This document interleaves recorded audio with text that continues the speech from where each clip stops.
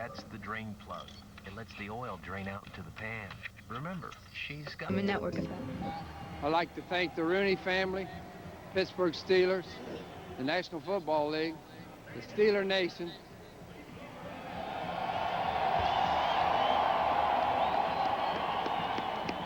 All the people that helped me along the way, but mostly, I want to thank our players. Let's go, Steelers.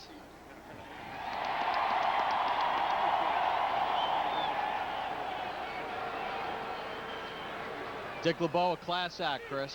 He certainly is. He was our defensive coordinator for 2 Super Bowl runs and absolutely one of the finest people in the NFL. 3-time Pro Bowler, bunch of interceptions while playing for the Lions, and his entire defense and head coach Mike Tomlin were out there to stand with him. Cable Cam presented by Kay Jewelers as we get set for tonight's national anthem. As the Steelers and Cincinnati Bengals all set for Thursday Night Football. Cable Cam presented by Kay Jewelers. Time for the national anthem. Here's Chris Kirkpatrick. Clarion, Pennsylvania, Chris Kirkpatrick.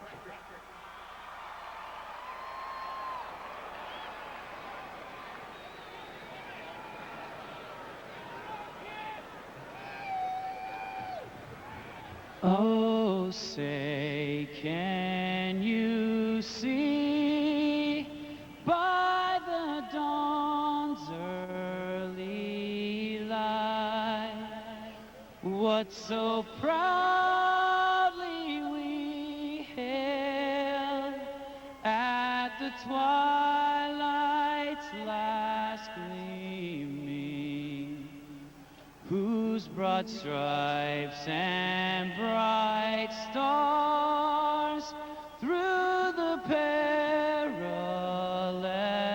fight o'er the ramparts we watched were so gallantly streaming, and the rockets' red glare, the bombs bursting in air, gave proof through the night that our flag was still there. Oh, say, does that star-spangled banner yet wave o'er the land of the free and the home of the brave?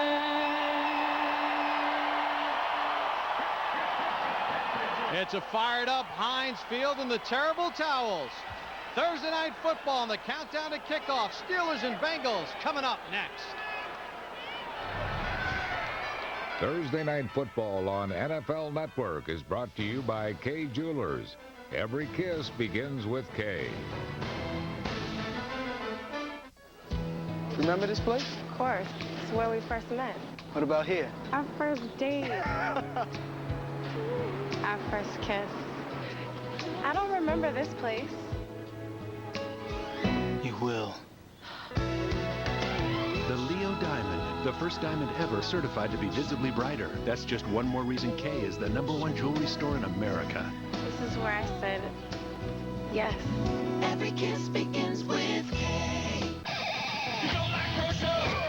The more you travel, the more languages you run across.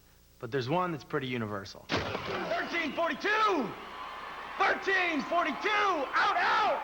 Red drop top! Red drop tops! Beep, beep! Meatloaf, meatloaf! Hot spud! Caesar! Dressing on the side, though. Now during the Expedia Holiday Kickback, book your holiday flight and we'll kick back $200 for your next vacation. Expedia.com. Ditch the bag. Get the box. The KFC Guitar Hero Fully Loaded Box. Packed with 2 new original recipe strips, a new original recipe snacker, drumstick or thigh, 2 sides, biscuit, large drink. That's a lot of food. Philips Norelco Architect. The shaver with a flexible head that pivots and rotates freely.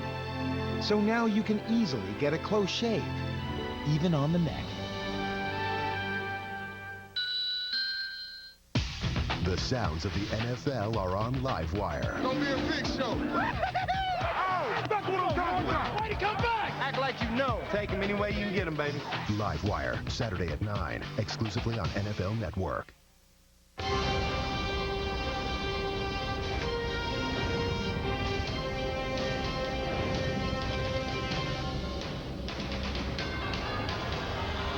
Welcome to the following presentation of the National Football League on NFL Network.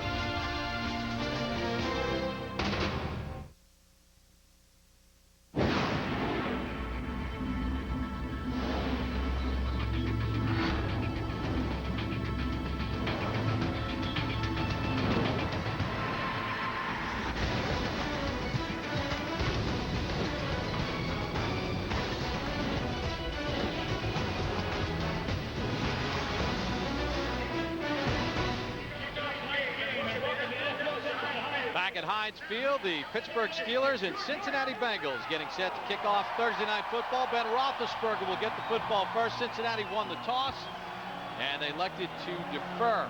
Roethlisberger 7-2 lifetime against Cincinnati. And Shane Graham, who missed that overtime kick on Sunday against Philadelphia, the game that finished in a tie, 13-all, will get this game underway here at Heinz Field. Isn't it amazing? Shane Graham, historically the best kicker of all time, between 40 and 49 yards, misses the game winner from that range last week. Kind of sums up the season, doesn't it? It really does. Russell and Davis back deep for Pittsburgh. And it'll come down to Russell from his own 13.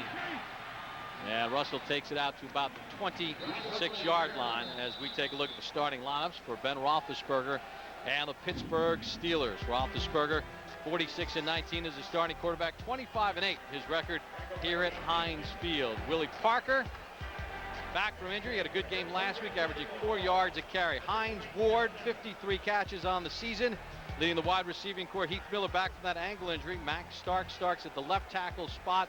And Darnell Stapleton's done a nice job at the right guard spot for Kendall Simmons, who's out for the year on injured reserve with an Achilles injury. Steelers will work out of a one-back set. Ward goes in motion. Parker, the tailback, on a 1st and 10. Willie Parker, not a lot of room to run, and he's snuffed out after about a half-yard gain. We take a look at the Cincinnati Bengals on defense. They run a traditional 4-3 front. That is their base defense. Robert Gathers, 2.5 sacks on the season. Paco and Thornton, the tackles in the middle. Pat Sims, though, gets the start tonight. David Jones will start at one corner with Jonathan Joseph nicked up, although we will see Joseph during the course of the game. And Chris Crocker starts at safety for the injured Chinedum and Duque. So 2nd and 9 for the Steelers. Parker goes in motion on the opening possession of the ball game. Roethlisberger, Santonio Holmes, and he's got a first down.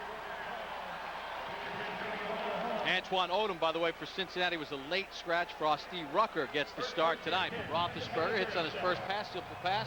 Santonio Holmes. Yeah, remember when Pittsburgh Steelers football was sort of the Jerome Bettis and the 3 yards and the cloud of dust and power and all that? Well, it's changed a little bit over the last couple years under Bruce Arians and Ben Roethlisberger. They're opening things up a little bit, and see even no huddle on occasion now. Ward goes in motion. Parker in a one-back set and a 1st and 10. Willie Parker shut down after no gain on the play. You know, the one thing about Cincinnati, Chris, despite all of their woes this year, as Dhani Jones made the tackle, they've played some pretty good defense, which Cincinnati's not known for over the last few years. Well, really, the Cincinnati Bengals this season are completely upside down. You know, I mean, forever it's been Carson Palmer and Chad Johnson and T.J. Houshmandzadeh and big scoring offense and almost no defense. Well, this year they can't score any points on offense, and their defense is playing great, so who knows? Dhani Jones says we understand the defense. Everybody's kind of fitting in mentally, and it's matching the physicality of it. On a 2nd down, Roethlisberger nearly intercepted by David Jones, as he had that one diagnosed well as they tried to get the ball to the tight end. And David Jones, a second-year man out of Wingate, in for Jonathan Joseph with a nice play. You know, a very strange play in many ways here. Matt Spaeth there just turned around right underneath where Heath Miller was. Heath Miller returning from the injury. Something just wasn't right with that one, because when Spaeth turned around, he drew the coverage right to it. 3rd and long for Roethlisberger and the Steelers. They're on the opening possession of the ball game as they spread the field out of a shotgun set. Roethlisberger looks left, can't complete it to Nate Washington, who had it at midfield and couldn't reel it in. So after 1 first down, the Steelers will have to punt. Not a bad job by Dhani Jones on coverage that time, but this is a perfectly thrown football. Just a simple little turnout against the man coverage right there. You can't throw it any better than that. And Nate Washington, who makes a lot of big plays, occasionally will miss one like that. TJ Hushmanzada back deep on the Paul Ernster punt, and it kicks out of bounds along the Steeler bench. And they'll spot it out at the 30-yard line. So Cincinnati will get their first turn on offense after a 33-yard punt. No score here in the first. At Southwest Airlines, we don't charge fees on the first check bag or the second. At Southwest Airlines, we don't charge fees on window or aisle seats. At Southwest Airlines. Some of the Super Bowl hardware of the Pittsburgh Steelers. Good job by the Cincinnati defense. They allowed 1 first down, but forced the Steelers to punt. So the Bengals will start 1st and 10. David Jones nearly had a pick. They've got to make plays defensively, Chris, to kind of upset this apple cart. That's exactly right. Ben Roethlisberger threw him a chance, and they didn't take advantage. Hushmanzada in motion. Cedric Benson, the former Bear, the tailback, and Troy Polamalu makes the tackle for no gain. Boy, Troy Polamalu, as he always does. Ryan Fitzpatrick, the Bengals quarterback, said on every snap of the ball, I have to look for that hair outside and know exactly where he is. Here he's going to come right off the edge and make the play in the backfield. Not only is he a sensational leader, great hitter and all that stuff, here's a guy that runs a 4.35 40, one of the fastest players in the league, and he flashed it there. Benson in a 1-back set on 2nd and 10. Benson plows forward and gets a couple as we take a look at the Cincinnati Bengals starting offense for this evening with Ryan Fitzpatrick, the 4th-year man out of Harvard. 29 completions in the tie against Philadelphia. Cedric Benson has rushed for 283 yards since joining Cincinnati. Len Holt starts for Chad Johnson. TJ Hushmanzada with 73 catches. Anthony Collins, the rookie at left tackle. Nate Livings, the left guard. Inexperience on that offensive line against this #1 defense in Pittsburgh. On a 3rd and 6, Kenny Watson in the backfield with Fitzpatrick. Fitzpatrick with some time, throws it underneath to Hushmanzada, but short of the sticks by 2 yards. Well, I think if you're looking for good news for the Cincinnati Bengals, A, they didn't turn it over there. B, they didn't give up a sack, which they gave up 8 last week, 7 the last time they played the Steelers. And really, the 2 young guys on the outside, the left tackle Anthony Collins and left guard Nate Livingston, held up pretty well on that one. Kyle Larson with a high punt, not deep. Santonio Holmes yells scatter, then fields it off a hop at the 18-yard line. So Pittsburgh will head to their 2nd offensive possession. No score here in the 1st on Thursday Night Football. What's this? That's called League Violation Light.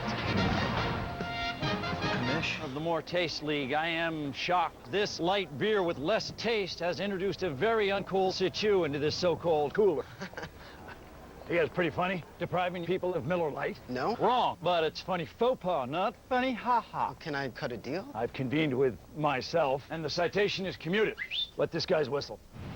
The official beer of the More Taste League. Miller Lite, great taste, less filling. What are you, Nugnuts? McDonald's tender, juicy, made with white meat chicken McNuggets. Dip them, stack them, pop them, love them.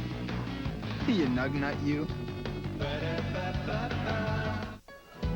Remember this place? Of course. It's where we first met. What about here? Our first date. Our first kiss. I don't remember this place. You will. The 3-stone diamond ring from Kay Jewelers, where every diamond is hand-selected. That's just one more reason Kay is the #1 jewelry store in America. This is where I said yes. Every kiss begins with K. Why let heartburn stop you when you can stop heartburn? Just one Zantac with a cool mint sensation can knock it out all day or all night for strong, lasting relief. Heartburn? Attack it. Zantac. When all you want is football, there's a place that has it all. NFL Network's Thursday Night Football. Cardinals-Eagles, next Thursday at 8. Well, they certainly love to tailgate here in Pittsburgh, and the late arriving crowd feel like you're at a Dodgers game. Maybe the tailgating was good. Well, Pittsburgh was able to get a first down and then had fun on their first possession. Ben Roethlisberger, best record in the division since 1970, 19-4 with a minimum of 20 starts. First and 10 for Pittsburgh, with Willie Parker working out of an eye. Pittsburgh goes 3 tight end out of this formation. Parker hit and dropped after a gain of about a yard. Marvin White on the tackle. Well, Ben Roethlisberger is in pretty heady company, Chris, when you take a look at his wins in his first 5 seasons, already at 46 victories. Yeah, and I always say when people show me a stat or a graphic like this, I say, well, who else is on that list? And you see Otto Graham and Dan Marino and Tom Brady and John Elway. That's for real. That's a real list right there. He knows how to win. Boy, he can make some unbelievable plays. Blitz on for Cincinnati. They work the end around of Nate Washington. Cincinnati had it sniffed out perfectly and holds it to a gain of about 3. Leon Hall was there for containment with Frosty Rucker, who's a little slow getting up.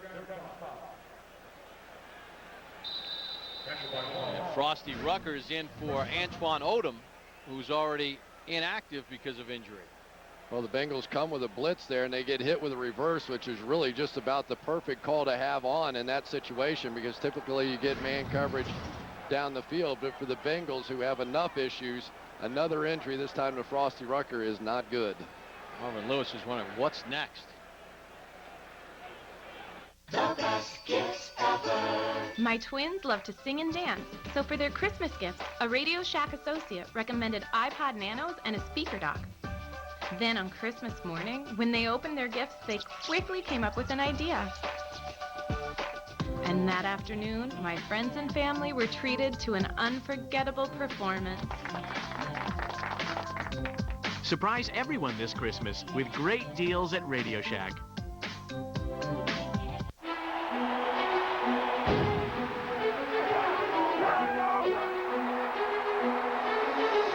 It all starts here.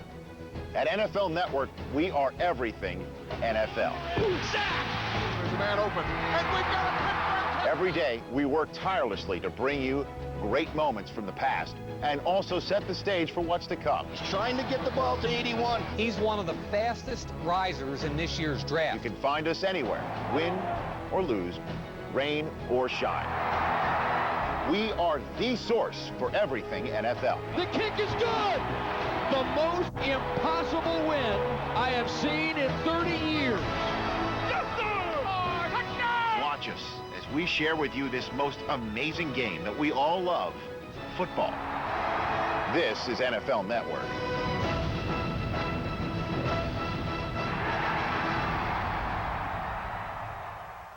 This week on Game Day Morning, is the Reed-McNabb era finally coming to an end in Philly? Plus, Deion Sanders sits down with T.O. himself to find out why a deep playoff run rests on 81's shoulders.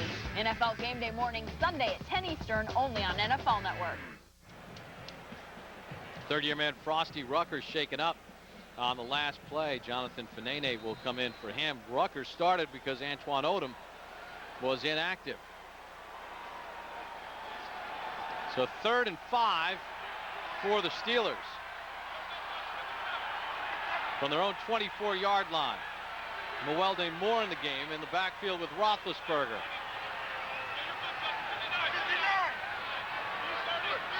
Play clock down to 5. Roethlisberger can't find Holmes. And once again, Pittsburgh will have to punt. You know, this is a Cincinnati Bengals defense. We hit on it a little bit, but they have been playing much better as of late. Mike Zimmer coming in as the new defensive coordinator. The last 2 weeks, they've held the opponents to 68 yards rushing, that being the Eagles, who like to throw the ball anyway, and Jacksonville. But don't forget the Eagles. You know, the Eagles, they played 5 quarters against them, so it has definitely been an improvement lately. Ernster with another short punt that goes out of bounds along the Pittsburgh bench. There is a flag on the play. Back at the 28-yard line. Another poor punt for Ernster. Ron Winter, veteran official, is our referee. 28-yard punt. During the kick, holding number 34 of the receiving team. A 10-yard penalty. First down. Curious Hebert called for the penalty, negating some good field position for Cincinnati. Inside voices, please. How can you explain the Johnsons' success? The Johnsons had a game plan. They knew the Motorola lineup, what phone works for what person, and they bought all over us right down here. What about Mrs. Johnson? I like the way you raised your hand. Patty Johnson came ready to play, but now I'm ready to play, too. I know that Motorola has camera phones, prepaid phones, and I am going to crush it. Mom, can I go to the movies with Debbie this week? I'm not going to field that question. You've got to have a game plan. This changes everything. This season, find the best selection of Motorola phones at unbeatable Walmart prices. And I can smell victory. Are you going to the bathroom more than ever? You're not alone. Waking up a lot at night to go. Stopping and starting. Feeling that urgency. You're not alone. Lots of guys get urinary symptoms due to BPH, also called an enlarged prostate. And for many of these guys, prescription Flomax reduces their urinary symptoms due to BPH in 1 week.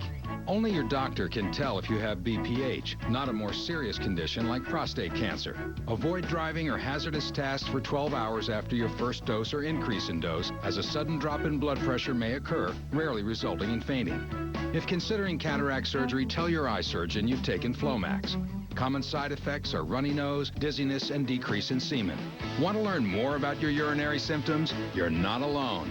Talk to your doctor and see if Flomax is right for you. For a free 1-week trial, call 877-4FLOMAX. For many men, Flomax can make a difference in 1 week.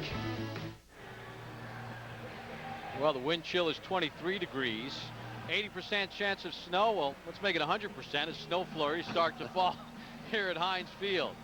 No score here in the first quarter. Cincinnati on their second offensive possession with an offensive line that is makeshift, Chris Collinsworth. A lot of injuries, and they're trying to just patch it together. Yeah, to say the least. They called it MRI Monday. They had 3 offensive linemen. The MRI reports came back one at a time. Levi Jones, Andrew Whitworth, Scott Kustra, all out of this game. So the rookie Anthony Collins in playing left tackle, and Nate Livings, who's never played in an NFL game, welcome to the NFL against the #1 ranked defense in the National Football League. Houshmandzadeh in motion on a 1st and 10 for Cincinnati. Catch made by Glenn Holt along the sideline, as he was able to pick up about 5 yards. William Gay on the coverage as we take a look at this Pittsburgh Steelers defense. Aaron Smith, 4 sacks on the season. The linebackers, Lamar Woodley, 9.5 sacks. James Farrier has 2. Larry Foote has 1.5, and James Harrison with 12. Ike Taylor and William Gay, the starting corners, and Ryan Clark and Troy Polamalu, the 4-time Pro Bowler, the safeties. 2nd and 4. No running room at all for Benson, and he's grabbed by James Farrier around the waist and brought down. The 80th tackle of the season for James Farrier. And, you know, talking with Marvin Lewis yesterday, he said, we know the outside guys are going to get there, but it's Farrier who wins the one-on-one matches that really causes us the biggest problems. Yeah, and James Farrier is the chase linebacker, if you will. He's the guy that's typically on the front side that gets to go make the plays. And Larry Foote is the poor guy that has to sit back on the backside and wait for anything cut back. I don't think Larry Foote likes that role so much, and Farrier wears him out on it sometimes, but he's awfully good at it. Pittsburgh has forced 56 3-and-outs this season, the most in the NFL.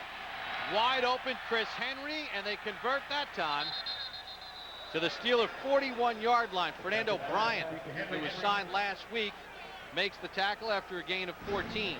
We're already seeing a little different kind of pass protection as you watch Chris Henry on the route from the Cincinnati Bengals. The last time these two teams played, they basically allowed the outside linebackers, who are such prolific sack masters, to go up against backs and tight ends. This time they're going to play those guys with tackles instead of backs. Benson, with some contact, picks up about a yard before he's run out of bounds by Ryan Clark. He got the first hit on him. Cedric Benson, of course, the former high pick, the number 4 overall pick of the Chicago Bears, and was released there for some off-the-field type incidents.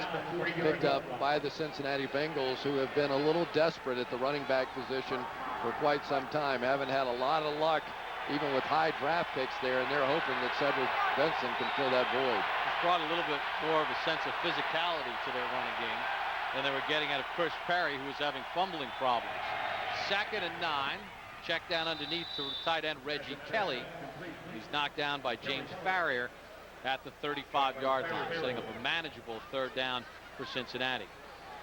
And there is Dick LeBeau. And Dick LeBeau is deciphering what's going on. And what's going on right now is that the Bengals are not going to hold the football.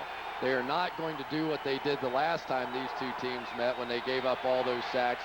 They're going to drop back 3 to 5 steps, get the ball out of their hands. And if Pittsburgh wants to try and blitz that, so be it. Fitzpatrick 4 for 4 for 29 yards.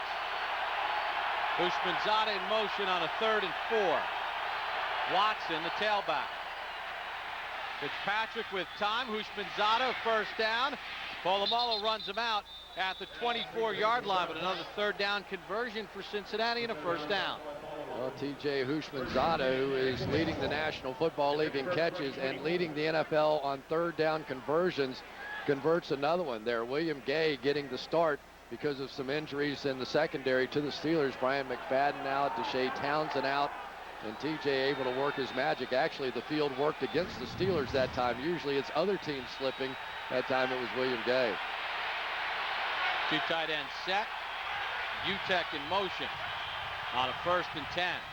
Fitzpatrick to throw, has time, finds the check down to Benson, runs off 1 tackle from Harrison, and then gets dropped just outside the 20-yard line. Hoke and Farrier cleaned it up. Well, the Bengals have been doing a much better job with protection so far. That time Lamar Woodley coming and James Harrison, and the tight end's able to help in protection out there. But this looks like a different game this time around. And sometimes you wonder, with all the speed that the Pittsburgh Steelers have on the defensive side of the ball and their ability to blitz, when this field gets a little worn out at the end of the season, does it actually begin to work against them? You saw that graphic about starting in their own territory. This drive started at the Cincinnati 38-yard line. And flags fly, and was Chris Hoke offside for Pittsburgh?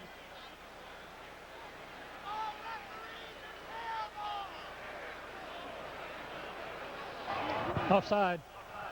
Defense number 91 in the neutral zone to snap. 5-yard penalty. Remains 2nd down. It's Aaron Smith, the left end. I think it was Chris Hope. Yeah, right inside. Would you call this a little sleepy start for the Pittsburgh Steelers? I mean, clearly here's the division leader, one of the top teams around. The Bengals come in with 1 win. A little sleepy start out here. It is a short week. Especially the emotional game that they played on Sunday against San Diego, having to come from behind and win. So 2nd and 1. Benson fights hard. He gets the 1st down. He wiggled out of the Polamalu tackle. And it looks like he's right near the 1st down. Unofficial. Well, catch NFL replay for re-airs of the weekend's 4 best and exclusive footage. We take you on the field, behind the scenes. You get the post-game reaction. NFL replay Tuesdays and Wednesdays, 8 and 9:30 Eastern, only on NFL Network. Probably the biggest improvement they made on this team is in the red zone defense, ranked number 1 in the NFL this season after being 22nd a year. 1st and 10. Fitzpatrick just checks down to Benson and picks up about 3 yards on the left. Didn't get his feet down, so it's incomplete. I think Cedric Benson said, "Why bother?" 3 is 3. I think I say, you just have to be able to drag that foot a little bit, and I don't know. For a back, I mean, it's a receiver move. Do backs really think about that, dragging their feet, tapping the toes? This is called professional football. Yeah, you're supposed to. Happened last night, I wonder sometimes Yeah, with really. things that go on. 10th play of the drive. Little direct snap to Benson. And Pittsburgh not fooled. He takes it to the 10-yard line. Carrier again on the tackle. Well, the Bengals going with their version of the Wildcat offense this time, and for the Pittsburgh Steelers, not fooled. You know, this is one of those offenses now that I think every defense in the NFL is spending a little time preparing for it. I would guess half the teams in the league running what the Miami Dolphins sort of started this season when they beat the New England Patriots with it. Well, Cincinnati's converted a couple manageable third downs on this drive. A 3rd and 6. Gain to the right of Fitzpatrick. Good protection, and Holt's got it for the touchdown. Boy, Ryan Fitzpatrick threw a whistle inside, and Fernando Bryant was beaten. Glenn Holt with a touchdown catch, his first of the year. Great job on the outside. Got both outside linebackers blocked. James Harrison on the left side. On the other side, Lamar Woodley blocked as well. And then the replacement for Chad Johnson. Chad couldn't have done any better than that. Works it in there against Fernando. Season pickup for the Steelers because of some of the injuries on the corner. Yeah, Chad Johnson, he activated. Glenn Holt got the start. Glenn Holt gets a touchdown, and Shane completes the extra point. So a 62-yard drive, and Glenn Holt, the return receiving touchdown. Us from her dinner with Jeff. He brought her flowers. Oh. He took her to Chez Francois. Nice. He went to Jared. He went to... Gold for the woman at the door at Jared. Because like her, only gold is treasured. It's for you. Do you have brothers? Jared, the Galleria of Jewelry.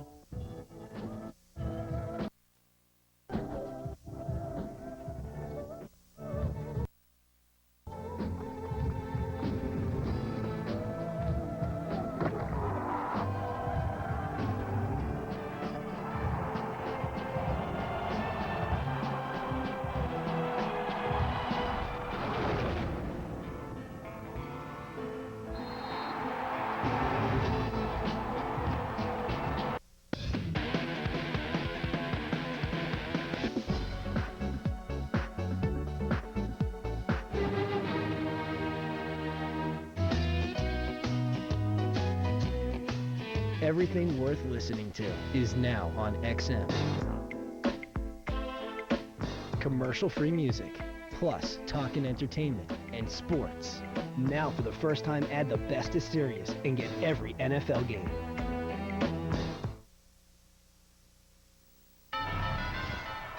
Thursday Night Football on NFL Network is brought to you by Jared, the Galleria of Jewelry, with 5 times the selection of ordinary jewelry stores. Back in the Steel City, Ryan Fitzpatrick, 7 of 8 in the ball game, 54 yards and a touchdown. And you take a look at the scoring drive, 11 plays, 62 yards. They hit on all 3 of their third downs. The key, manageable third downs, Chris, a 3rd and 3, a 3rd and 4, and a 3rd and 6, including the touchdown pass to Holt, his first touchdown catch of the season. Graham on the kickoff. Will come down to Gary Russell. Russell with a head of steam. Russell runs over Graham. Russell to the 45 and tripped up there. 43 yards on the return. Little spark for the Steelers. Well, if they were sleepy before, they're sleepy no more as the big guy comes running down the field and with a big return, and this Pittsburgh Steelers offense needed that lift. Remember, this is a Steelers offense that had 400 yards last week and didn't score a touchdown. They've gone 6 quarters now, 6 plus, almost 7, without an offensive touchdown. So that touchdown by the Bengals looming a little larger right now. Parker in a one-back set on a 1st and 10.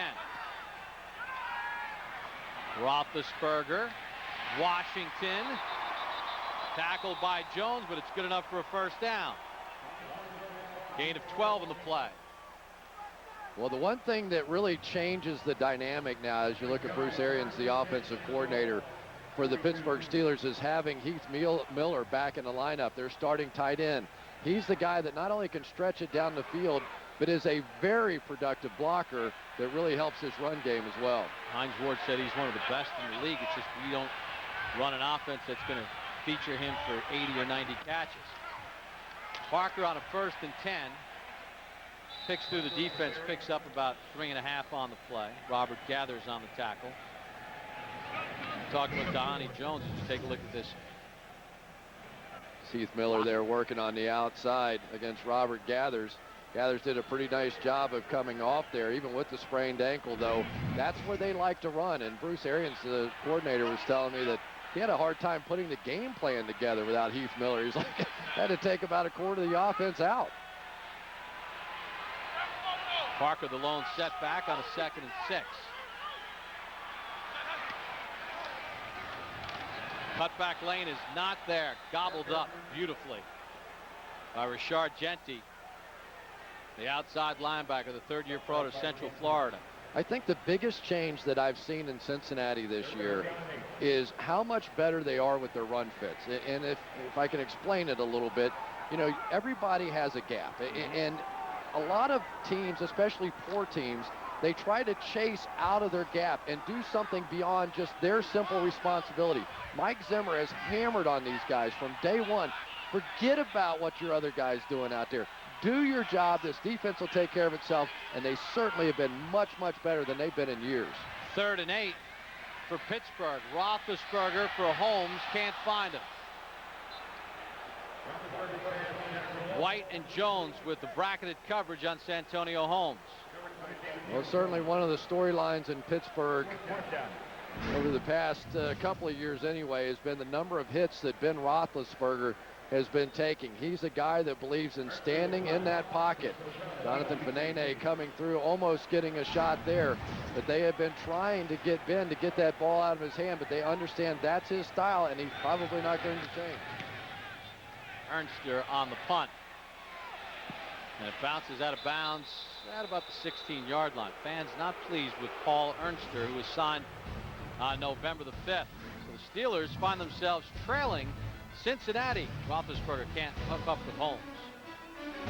Got a package full of wishes, a time machine, a magic wand, a globe made out of gold.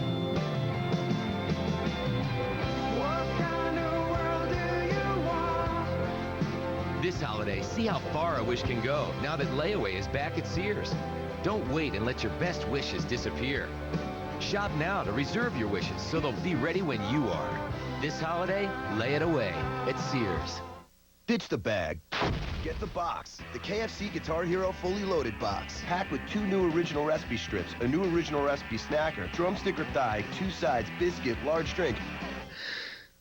That's a lot of food.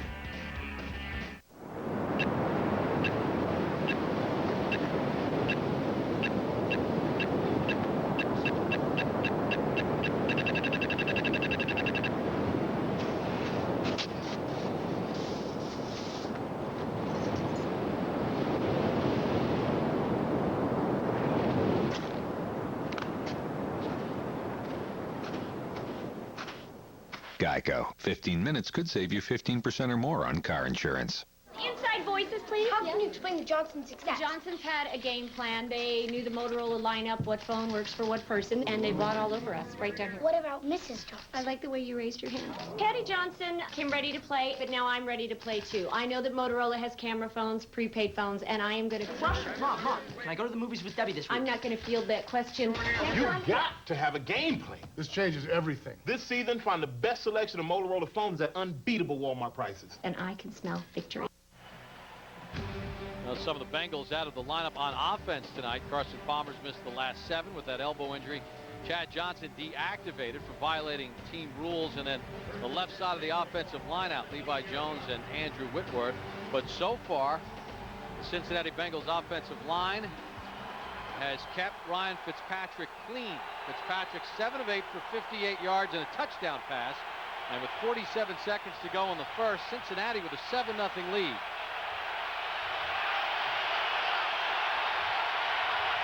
Coates and Benson make up the eye behind Fitzpatrick. Benson picks up a couple on the play. Well, I was talking to Ryan Fitzpatrick earlier in the week, and I asked him what the biggest difference was between now and the first time they played the Steelers. He said that the coaches are actually showing a little more confidence in me. It used to be if we were backed up on our own end, they'd never let me throw the ball. It was just run, and punt the football out of there. And I said, can you explain the difference in playing in the National Football League? He said, it ain't Ivy League anymore. He understands defensive tackles are faster than he is now. Benson again on second down, fighting for extra yards, and takes it out to the 24-yard line, and what will be the final play of quarter number 1. James Farrior and Casey Hampton on the tackle. Well, the story in quarter number 1, Ryan Fitzpatrick engineering a 62-yard drive at Heinz Field, including a touchdown pass to Glenn Holt. Bengals with a 7-0 lead after 1.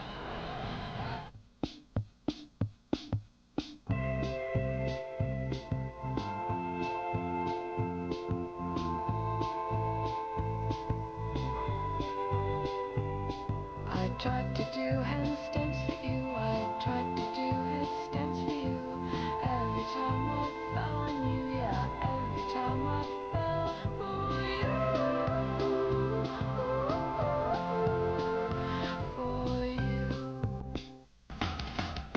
Join the guys for instant highlights and breaking news live from the stadium.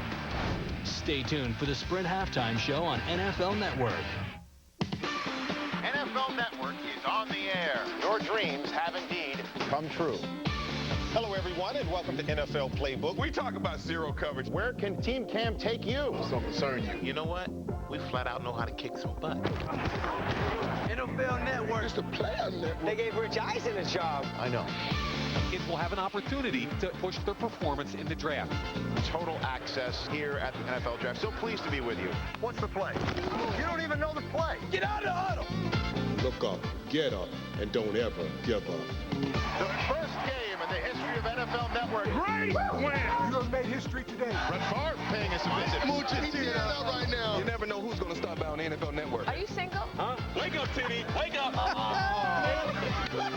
I'm happy to be on a panel with everyone on this panel that have a Super Bowl ring. I have two. You can borrow one.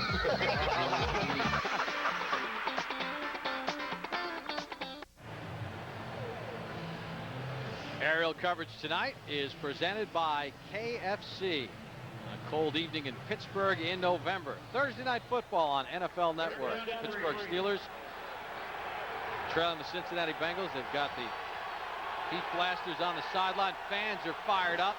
Cincinnati starting the second quarter, facing a 3rd and 3. On the last drive, Fitzpatrick 3 for 3 on 3rd downs.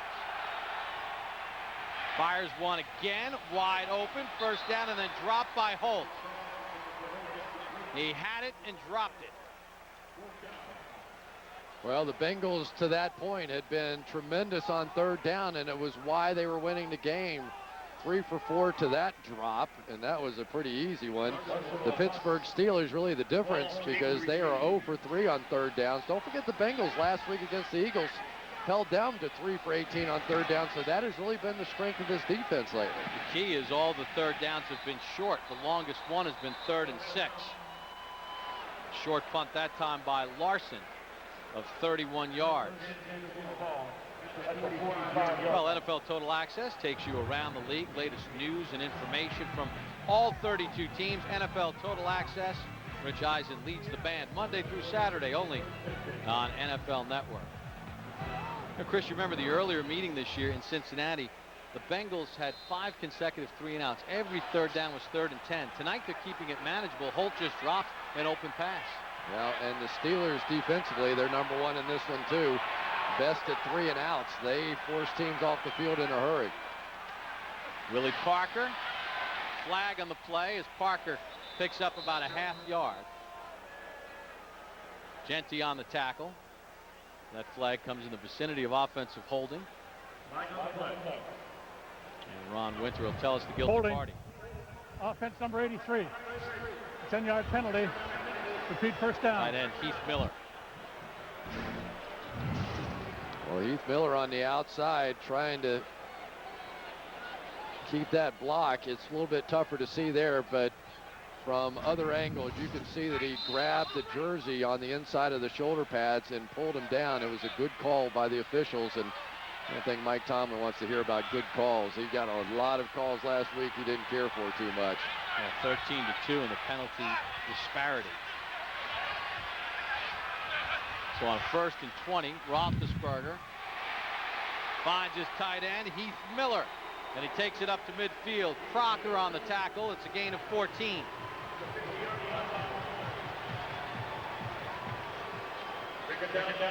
Well, that time the Cincinnati Bengals coming with the blitz, and they just ran a little pick to the outside. Hines Ward's going to come out and go right through Rashad Genty and just give Heath Miller enough room to come back inside and make up for those 10 yards he lost. So 2nd and 6 for midfield for the Steelers with Parker back in the one-back set. Roethlisberger checking at the line. Play clock down to 5. Looks left. He's got Ward underneath. Hines Ward inside the 15 and shouldered out at the 13-yard line by David Jones. Gain of 37 on the play. Well, safety Chris Crocker got fooled on that one. They went with an out and up route on the outside to Nate Washington up here. And the free safety, watch him right in the middle of the field. He's going to go with the pump fake, and then Hines Ward comes back underneath him for the big gainer. Crocker just reacting a little too soon that time. So Pittsburgh putting a good drive together here in the second, down 7-0. They have a 1st and 10 from the 13. Roethlisberger checks down to Miller, and it's incomplete. Thought he had Ward in the middle of the field. You know what's interesting, and it still is taking me a little while to get used to this with Bruce Arians' offense, is, you know, you hit a big play, and certainly Ben Roethlisberger, we've already documented one of the top quarterbacks in football. He's been slumping a little bit later, but he is. But they hit that big play, they're down inside the 15, and to see him go to spread formation. I mean, typically you think of coming in, now we're going to pound it in there the way the Pittsburgh Steelers do. It's just not the way they're playing now. Yeah, the first meeting they had a 1st and goal at the 3 and threw it 3 times and had to settle for 3.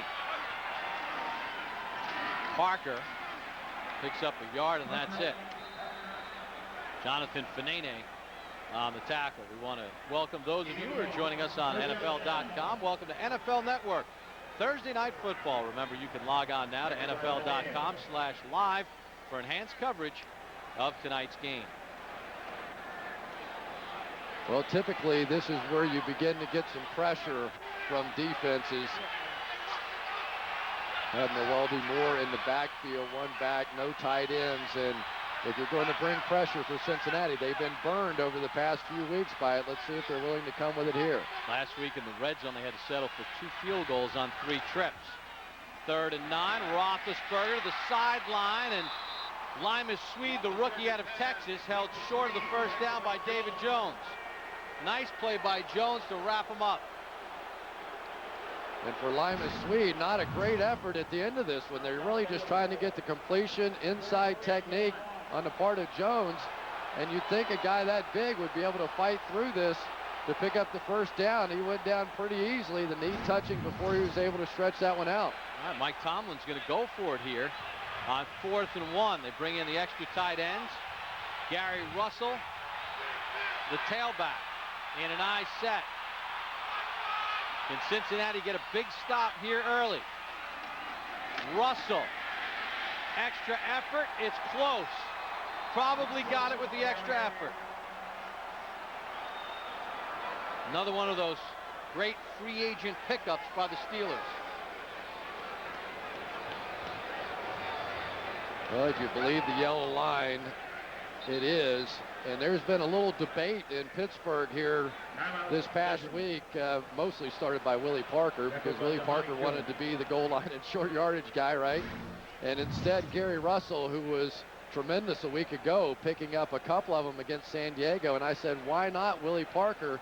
And I won't tell you who, but one of the answer came back is that's the first down.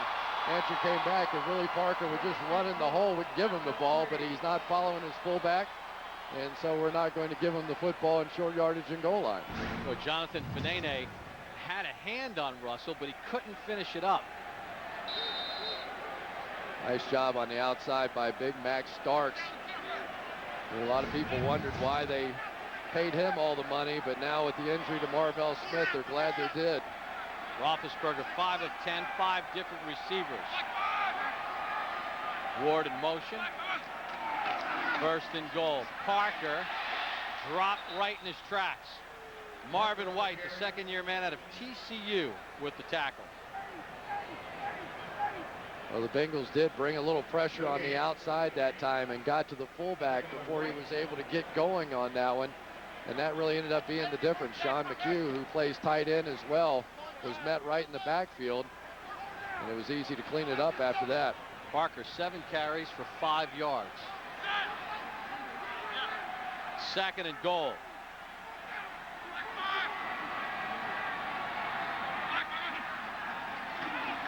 Roethlisberger has his tight end for a touchdown, Heath Miller.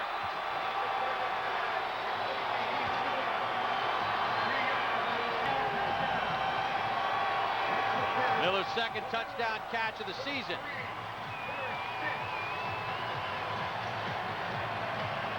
So Mike Tomlin went for it on 4th down, converted, and then Heath Miller with the touchdown. Yeah, overloaded to that side, and you saw Matt Spaeth come out, and the guy that he thought had man coverage against Heath Miller and blocked him, and then Miller able to sneak out in the corner of the end zone. Ernst to hold on this Jeff Reed extra point. Snap is good, and Reed knocks it through. So Heath Miller able to haul in Ben Roethlisberger's touchdown pass. We're knotted at 7 here in the second.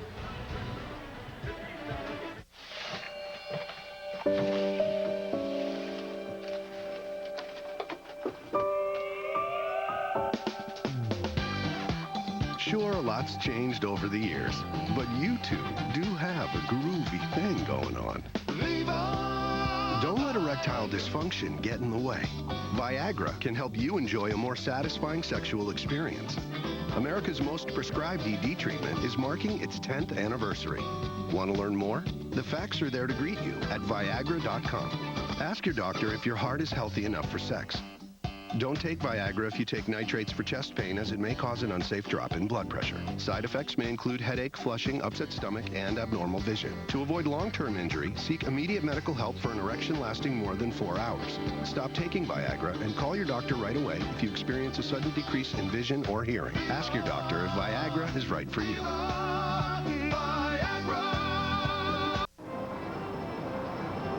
Can you believe that we can text, email, surf the internet, even update your Facebook status right from the palm of your hand? At Sprint, we want everyone to experience all of the incredible things a 3G phone can do on a big 3G network. The wireless revolution continues. Come join us. Introducing the Samsung Rant. For $49.99, it's the fully loaded 3G phone for everyone. Only from Sprint, only on the Now Network. Thursday Night Football on NFL Network is brought to you by Viagra. Sprint. Get NFL Mobile Live only from Sprint, only on the Now Network.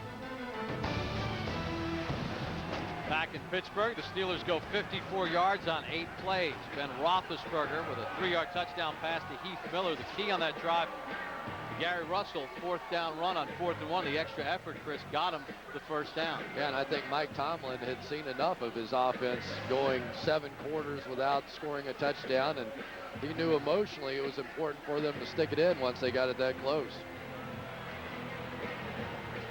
So Cincinnati will get the football. Remember, on Cincinnati's last possession on 3rd down, Holt had a big drop that would have kept that drive alive. And with the wind kind of quartering across the stadium, the ball falls off the tee. Glenn Holt is back deep. He averages 25 yards to kickoff return on 37 chances.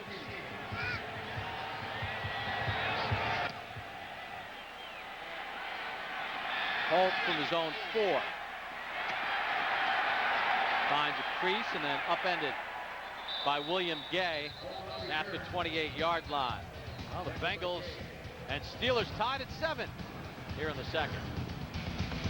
In this house, we're all about tradition. We don't even change a light bulb without having a family conference about it. Nope. I wouldn't change one thing about this house. What's going on? Can we keep it? Oh, I think so. The NFL, that's how I see it. The Samsung Series 7 Plasma with a touch of color finish. When beautiful design is the name of the game, imagination lives. See their whole story at Samsung.com. All day, every day. All night, all night.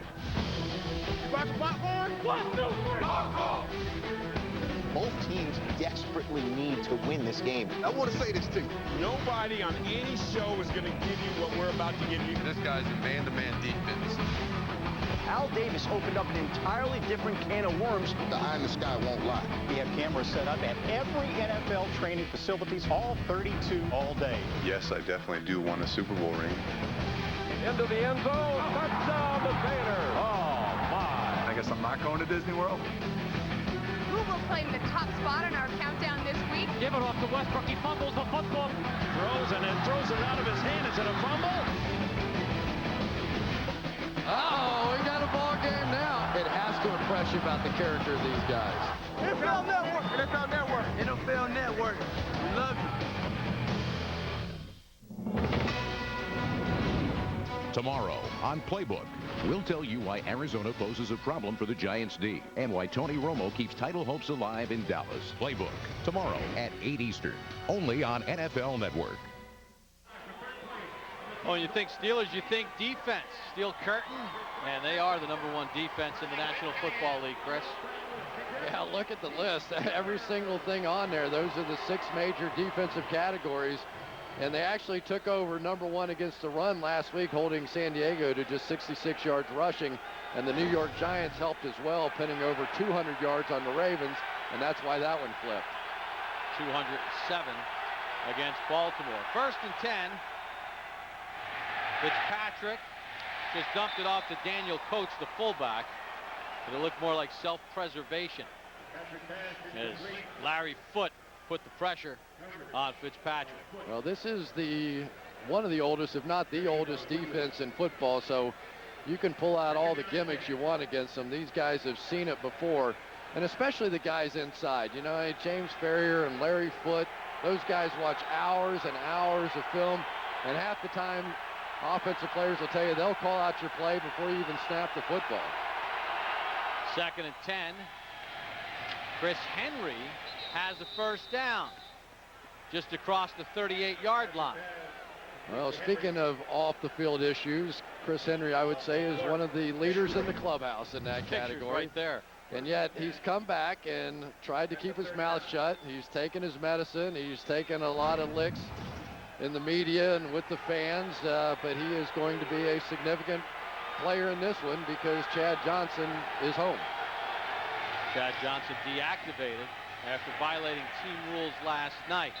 1st and 10, Benson gets a couple. His foot grabbed him around the ankle. And for Marvin Lewis, you know, he likes Chad Johnson. He wants good things to happen to him, but you cannot directly disobey your coaches, you know, and especially in front of the rest of the team, because it chops the coaching staff down. It makes them look awful in front of the rest of the team. And so Marvin Lewis had no choice really than to just simply send Chad home. On a 2nd down, Benson with some room, tripped up by Taylor. Good block by Stacey Andrews to spring him. You know, I talked with Marvin on the field before the game. He said, listen, you know, if you let one thing go, what do you say to the other guys? What do you say to the rest of the team? You've got to be consistent, at least internally. They're going to make an official announcement after the game. Yeah, well, the announcement is that Chad went too far. He was asked to sit up, wasn't too happy. He was a little sleepy and not happy to be in a meeting. And basically he said, I was going to go to the bathroom, and that bathroom trip took him all the way to Cincinnati. 3rd and 1. Watson did not get there. It's close. Polamalu got his head in there, and Cincinnati doesn't think they have it. They've sent out the punting unit. Oh, James Ferrier is just going to fill right up the middle, and not only does he get the hit, but he drives them backwards. When you're talking about short yardage, this is the thing, this 225-pound middle linebacker, and they've had a pretty good one there that size in the past, and Jack Lambert about the same size, but that was a shot from James Ferrier. Huge play. Larson to punt. Good spiraling kick. Fair catch by Holmes. A step inside his 10-yard line. Well, James Ferrier in his 12th year out of Virginia hasn't lost a step. Watch him on Chris Perry. Not happening.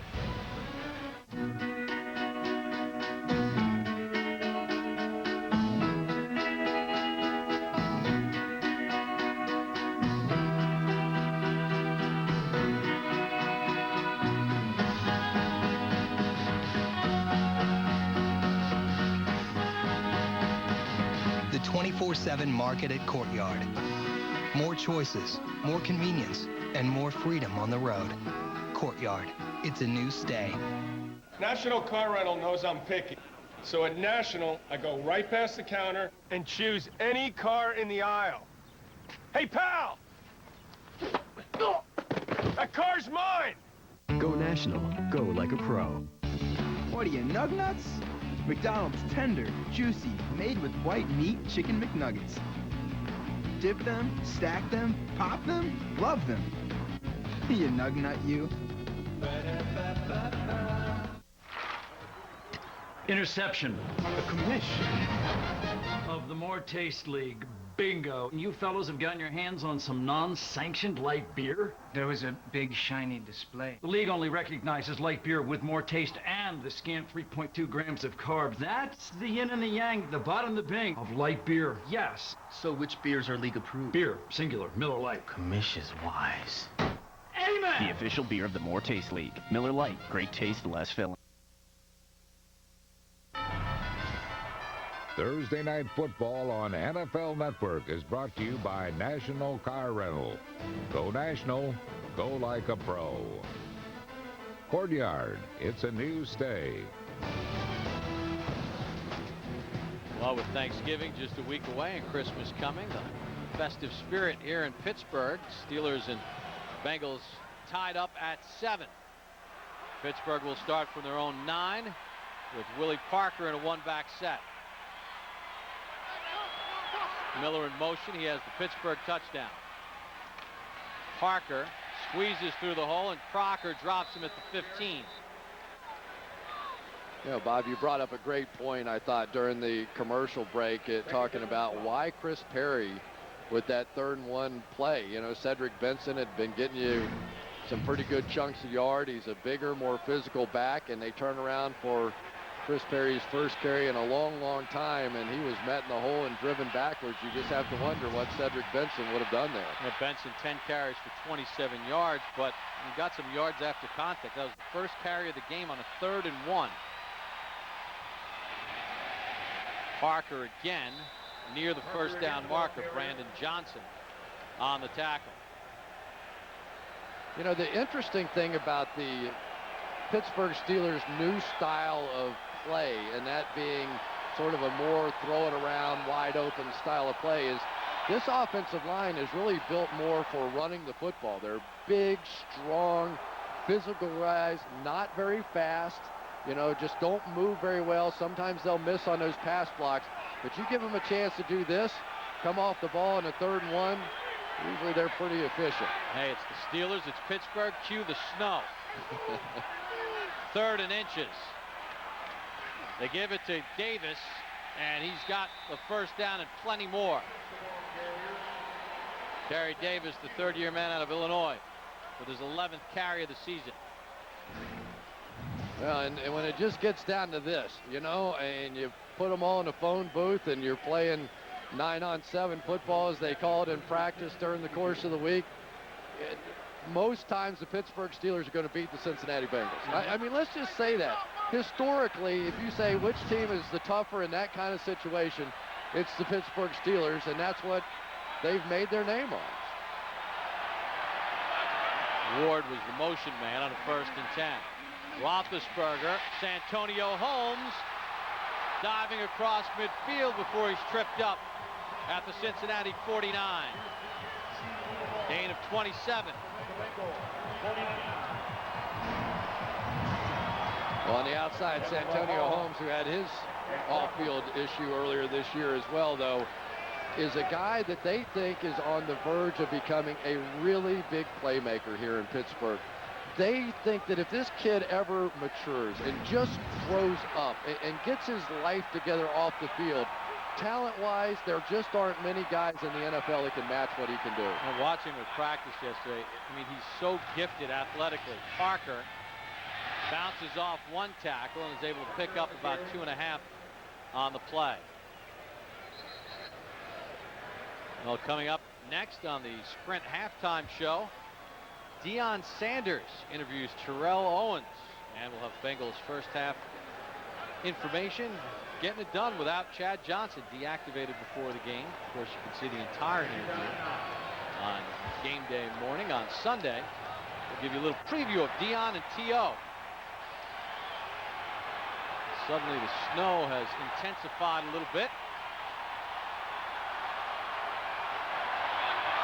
Steelers weather.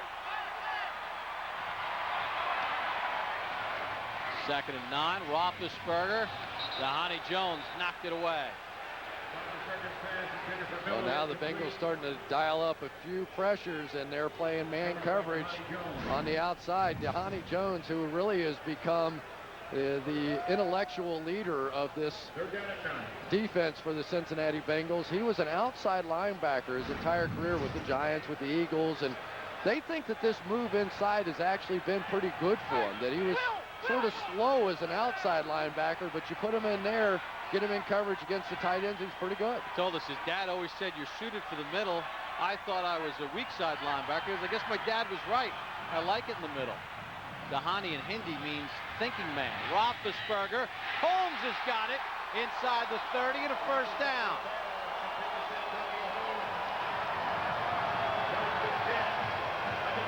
Boy, you're talking about a maturing Santonio Holmes working against Leon Hall here. Watch the patience he shows at the top of this route. A little move to the outside. Instead of just a one-cut move, he's going to actually turn his hips, turn his head to the outside. Hall bites just enough, and Roethlisberger with a terrific throw. On a 3rd and 9, this drive started at the Pittsburgh 9-yard line. 1st and 10 at the Cincinnati 26. Parker loses about a half-yard. Brandon Johnson got the first hit. You know, one of the guys that I think is probably hurt most by this field is Willie Parker. I mean, here's a guy, one of the fastest running backs in the league, and you could just see him out there in the frustration. He wants to make that one cut, turn the corner, make another cut, but on this field, it's more of a Jerome Bettis kind of field, you know, just take it in there and pound it away. And I don't think those double cut moves are going to be very effective for Willie tonight. Saw the yardage, 14 yards on 11 carries. Parker goes in motion on the 2nd and 11. Little screen to Heath Miller. Gets a block, then stood up and dropped at the 20-yard line by Leon Hall. Willie Colon, the right tackle, got a block early to get Miller a couple of extra yards. Yeah, another one of the packages for Heath Miller. But for Cincinnati right now, they are getting zero pressure. I mean, really, Ben Roethlisberger is standing back there. In the first game these two teams played, it's the only game this season that Roethlisberger wasn't sacked. And so far, the Bengals tonight not doing any better. And you can see the frustration level starting to rise as they try to get there. Impressive drive that started at the Steelers' 9. They've moved it deep into Bengals territory at the 2-minute warning, tied at 7.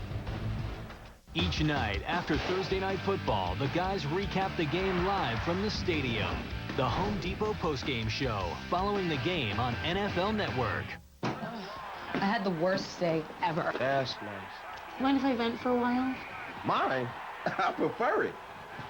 Pros Warren Sapp and Marshall Falk. NFL Game Day morning at 10 Eastern, only on NFL Network. We take you around the league to all the important games with live updates and reports. each and every Sunday morning here on NFL Network. Snow has intensified a little bit. Steelers facing a third down at the 19 of Cincinnati, a drive that started at the Pittsburgh 9. Roethlisberger with time, knocked away by Jones, intended for Holmes. Well, a good drive that time for the Pittsburgh Steelers, but it's going to come up short again.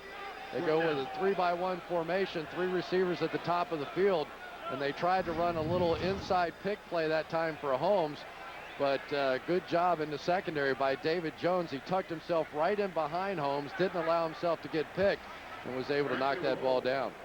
Jeff Reed will try a 37-yard field goal. Looks like the ball also hit Holmes' chest. So this to give Pittsburgh the lead from 37. And Reed knocks it through. So Jeff Reed now 17 of 18 on the season. Mike Tomlin loves him. Steelers by 3. Ditch the bag. Get the box. The KFC Guitar Hero Fully Loaded box. Packed with 2 new original recipe strips, a new original recipe snacker, drumstick or thigh, 2 sides, biscuit, large drink. That's a lot of food. What's a 13-letter phrase for marriage proposal? I have absolutely no idea. He went to Jared. He went to Jared. Jared has thousands of loose diamonds and hundreds of settings, so you can create your one-of-a-kind ring at Jared's, the Galleria of Jewelry. We've stopped the clock to hang out with die-hard NFL fans. Now we're at the Shack to hang out with Eagles fans. Hi, this is Don Herrera with the NFL Network, and we are here at the Shack with some very serious Eagles fans. Eagles! I've been coming here for 11, 12 years. For about 8, 9 years. It's like Veterans Stadium. Eagles fans are the best fans on the planet. Cheesesteaks, football, mayhem. My friend, do you have any superstition? I kiss my jersey before I put it on. I try and sit on the edge of the stool. We kind of wear the same clothes every week. They're washed, of course. I rattle my keys on third. You just put a hex on the kicker. Pray to God that they win. We got Jesus again with the sword.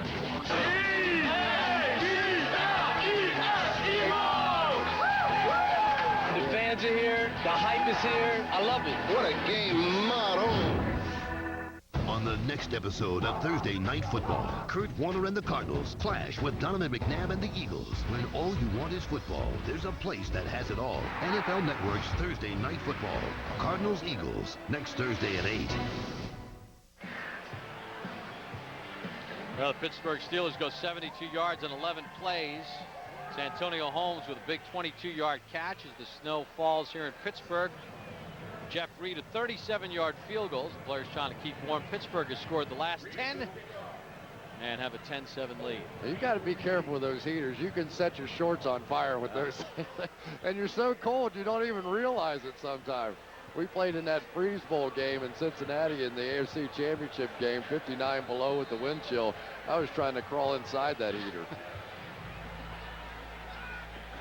Reed to kick off. Holt back deep. Holt has the touchdown in this game for Cincinnati on a 10-yard catch. He'll field it on the run from his own 11. Tripped up and dropped right near the 30-yard line. Well, there's James Farrior and that Pittsburgh linebacking corps that's made their presence felt. Yeah, they sure have. They are probably the best in the game right now. They are all over in every direction. LaMarr Woodley early on, and of course the hit by Foote, the hit by Farrior on the big third down play. And this is a team they feel like, in talking to James Farrior earlier this week, he thinks that they should win games without an offense. They don't care if their offense scores. They think that they should get safeties like they did last week. They think they should score touchdowns like they should have done last week if the officials hadn't messed it up. They think just their side of the ball is enough to win games. Hope to have a little O, though, on a 1st and 10. Harry on the run. And Aaron Smith on the tackle. Cincinnati will go no huddle here. Yeah, Aaron Smith, one of those guys. Dick LeBeau says that in the entire time I've been here, I can count on one hand the number of times he's been driven out of his gap.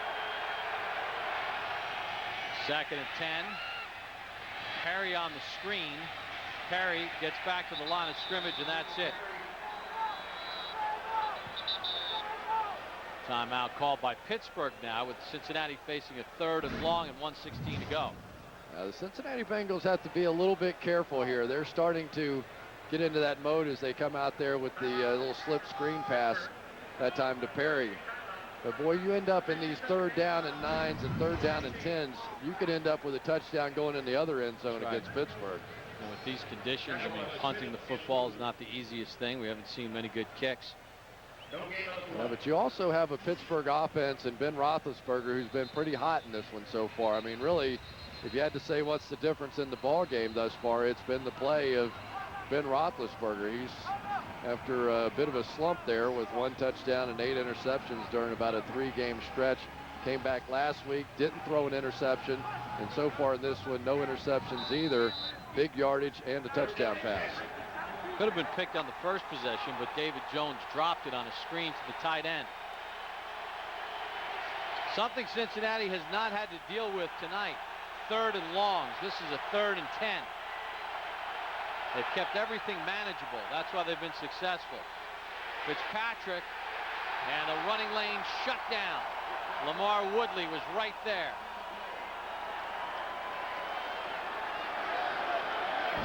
Timeout Pittsburgh with 1:11 to go. Well, here's the classic. This looks like it's going to be a blitz this way, but then watch these guys fall out and the blitz comes over this way. That's what the Pittsburgh Steelers are all about.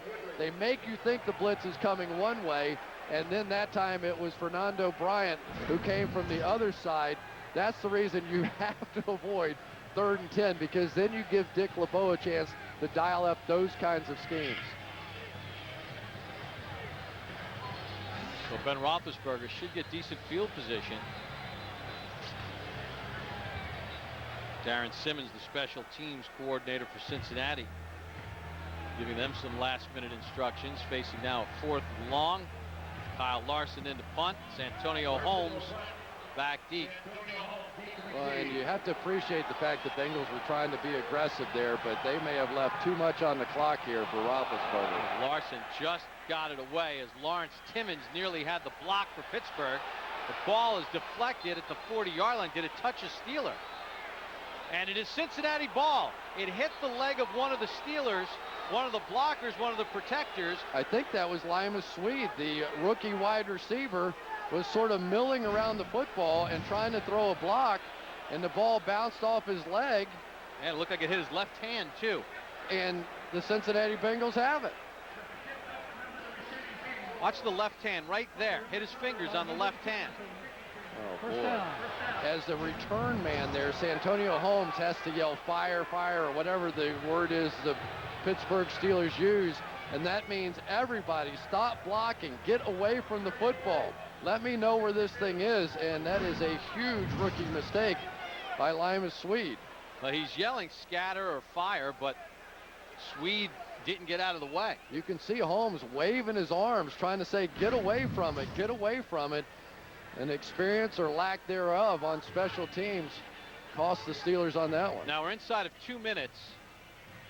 In each of the halves, it's a booth review. So it'll go to the booth review. The officials upstairs, the replay officials, buzz down, and they'll have Ron Winter take a look at it. You see part of the new policy that one of the side judges, one of the other officials, will come over and confer with him. Back after this.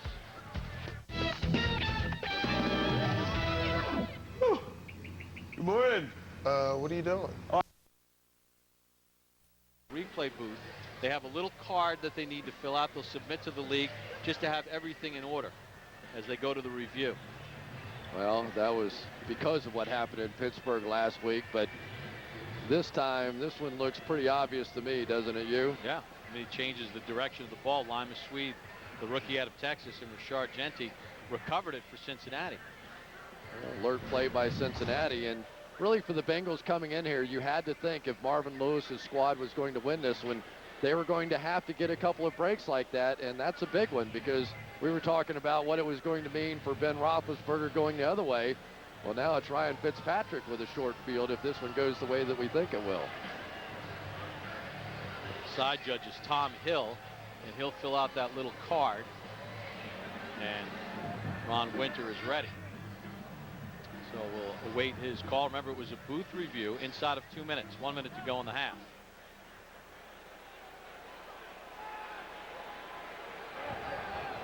After review, the ruling on the field stands. The ball bounced off the ground and hit the left hand of number 14. First down, Cincinnati. The operation works cleanly right there. Everything according to form, and the call was made on the field and confirmed by the review. So a huge break for Cincinnati with 1 minute to go in the half. And the Bengals have all 3 of their timeouts.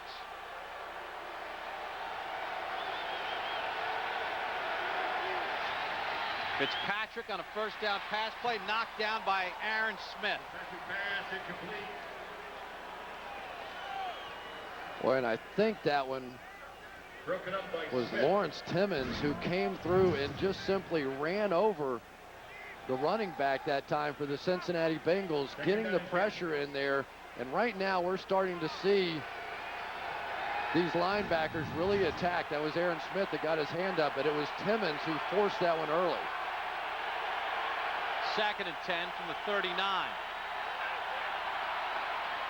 Fitzpatrick, safe pass to Houshmandzadeh, made Timmons miss, and then slides down at the 34-yard line. No offense, but I'm not too crazy about a slide down in that situation. You're on the border of field goal range here, and you certainly have a tough field to kick off. Every single yard in this situation matters. TJ should have put his head down. Second timeout used by the Bengals. The curve X has the curve Y as an asymptote. That means that when all you want are the stats to know it all. Here's Tony Romo looking. When you want the best highlights, anytime, anywhere. Down he goes. Parker breaks past. When all you want is double coverage. And Willie Parker is piling up the yardage. Up-to-the-minute fantasy stats, online video highlights, and NFL Game Center. When all you want is football, go to NFL.com.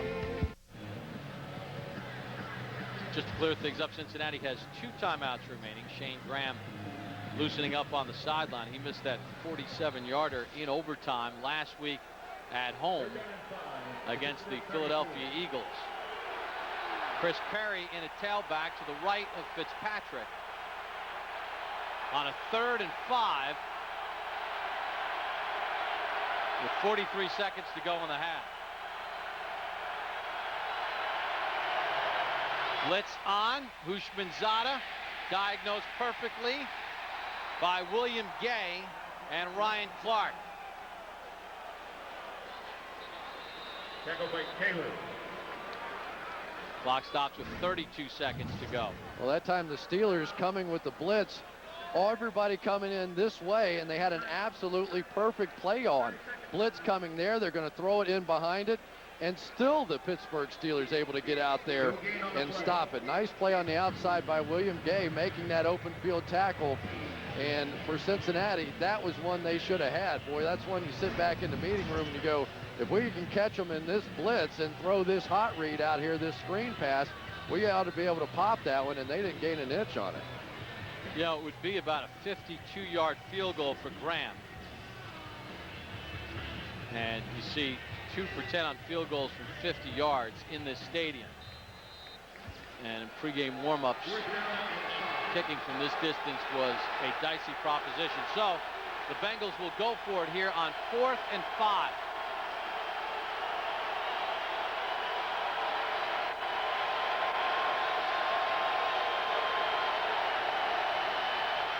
Fitzpatrick has time. Fitzpatrick nearly intercepted by William Gay.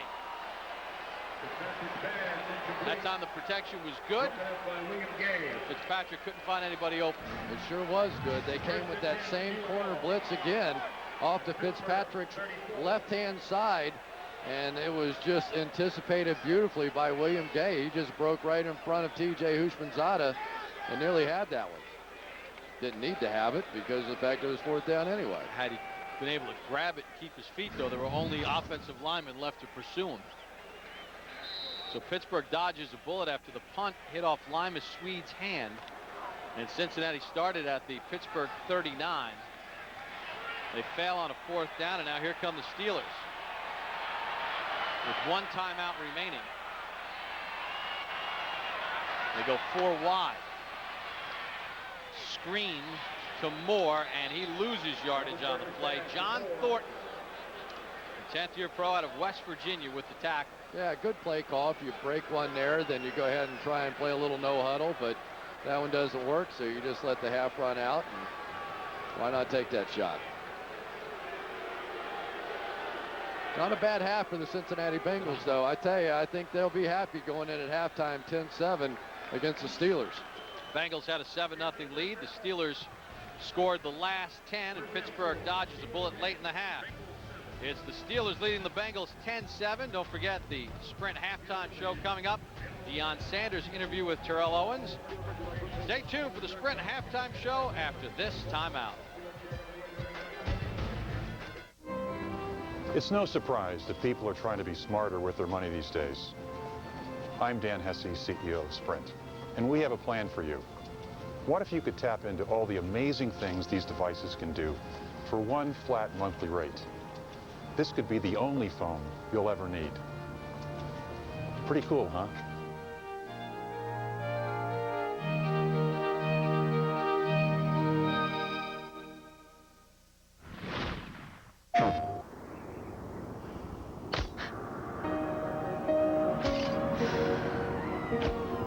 They wiped away all the grittiness and humanity that the city ever had. I'm going to show them that they missed a spot.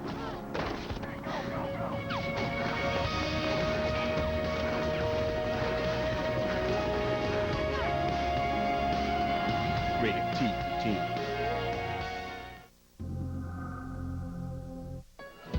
Remember this place? Of course.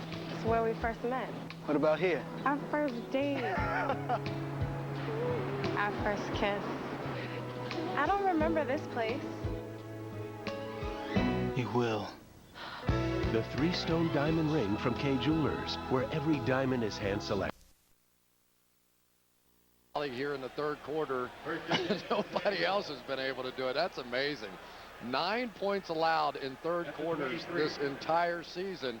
When Dick LeBeau gets a chance to go in at halftime and make a few adjustments, usually they're pretty good ones.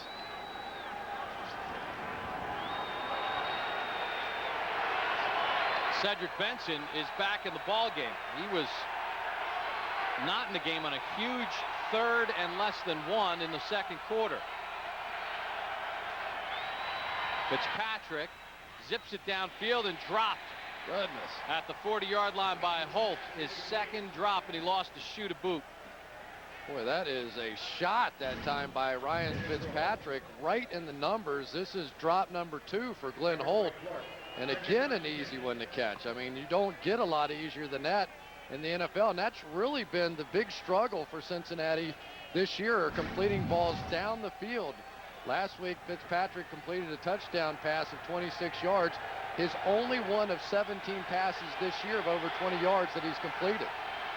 Holt with 2 big drops. He does have the touchdown, but he had a 3rd down drop, and he drops that one. Pass on the outside to Andre Caldwell, the rookie out of Florida, for a short gain up to about the 29-yard line. And you just have to wonder if Andre Caldwell and Jerome Simpson aren't the future, along with Glenn Holt. The Bengals have a huge decision to make at the end of this season. TJ Houshmandzadeh was looking for a new contract. He's going to be a free agent. They could always franchise him. They could force him to stay around here. But do they keep him? Do they keep Chad Johnson? I think there's a question about that as well. Caldwell, that was his first catch of the season. 3rd and 4 for Cincinnati with the blitz on. Gay's coming. Fitzpatrick gets it away, but incomplete. Intended for Caldwell. And they are getting close on the backside. They are consistently bringing this corner blitz off the back edge. William Gay coming from Fitzpatrick's backside, and they are just about to get there. They found this to start at the end of the first half, and it is getting closer and closer. Larson on the punt. Holmes from his own 35. Flag immediately comes in as Santonio Holmes slithers his way up to about the 46-yard line, but we'll check the flag on the play. Flag on the play. on Winter not all that busy in the first half, with only 3 accepted penalties combined, 2 for Pittsburgh, 1 for Cincinnati.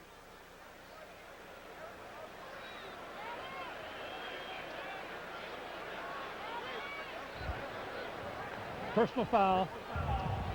Illegal block while the player was out of bounds during the kick.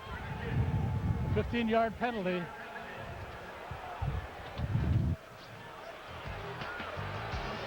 I'm assuming that's on the Steelers.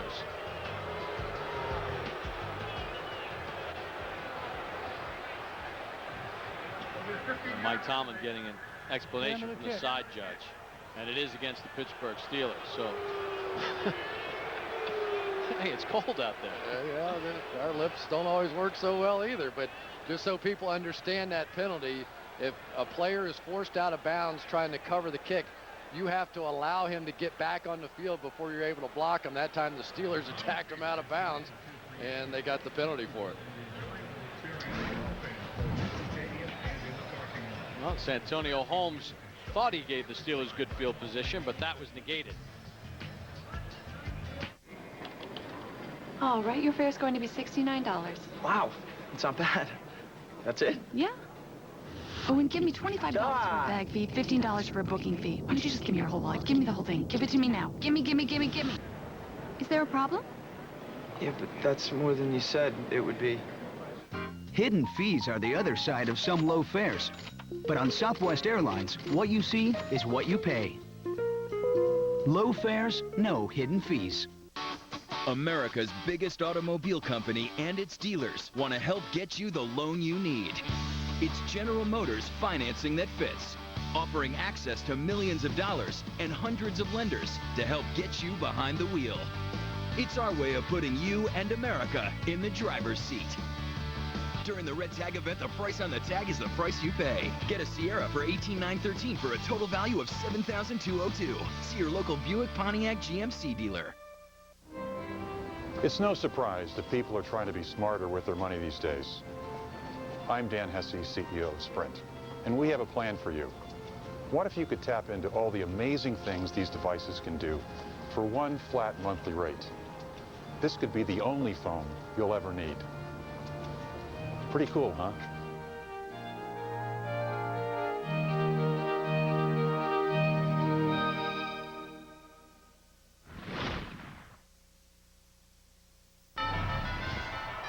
Thursday Night Football on NFL Network is brought to you by Southwest Airlines. Low fares, no hidden fees. The GMC Sierra, the official vehicle of the NFL. Welcome back to Pittsburgh on a cool evening. Steelers and Bengals. 1st and 10 for Pittsburgh from their own 23-yard line. Robert Gathers and Frosty Rucker both knocked out of this game with knee injuries. Their return questionable, so they have to juggle the defensive front for Cincinnati. As Willie Parker gets it across the 25 to about the 27-yard line. Well, Hines Ward, and he's a great receiver, but he's known for his blocking as well, Chris. Yeah, and he's known in Cincinnati for it. You'll see the hit that he puts on Keith Rivers right there, and that had a few people in Cincinnati fired up. But you have to realize that was a completely legal hit. Remember, helmet-to-helmet contact is allowed. It's just not allowed on defenseless players, kickers, quarterbacks while throwing, or receivers while they're going for the football. Perfectly legal hit, and I think the Bengals realize that too. Yeah, most of the players we've talked to, is Mewelde Moore takes the handoff and picks up about 1.5 yards. Chris Crocker on the tackle. Dhani Jones was a little on the fence when we spoke with him yesterday about, how do you evaluate what's clean. Hines is a phenomenal blocker. But, that hit that we saw, we've seen it on punt returns, on a Reggie Bush punt return. And Hines Ward said, hey, listen, Bill Parcells has come up to me and said, you play the game the right way. So he said, I don't care what other people think. Football people think I play it the right way. Hines Ward does not have to apologize for anything on that play. It was a clean hit. 3rd and 4. Moore in the backfield with Roethlisberger.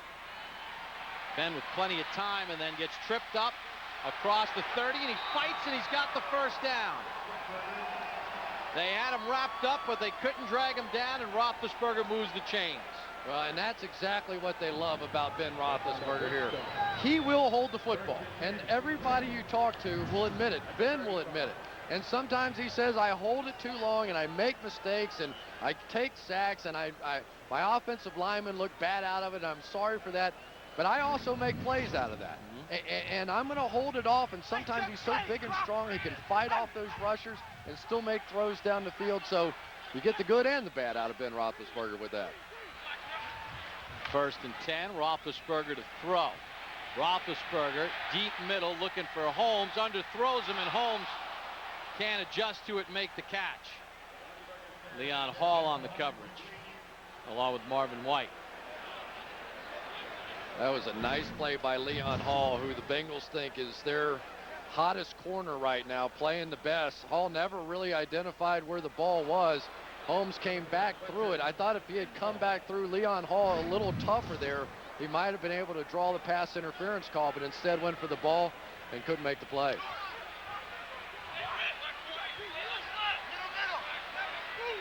So 2nd and 10 as the Steelers will work out of the shotgun.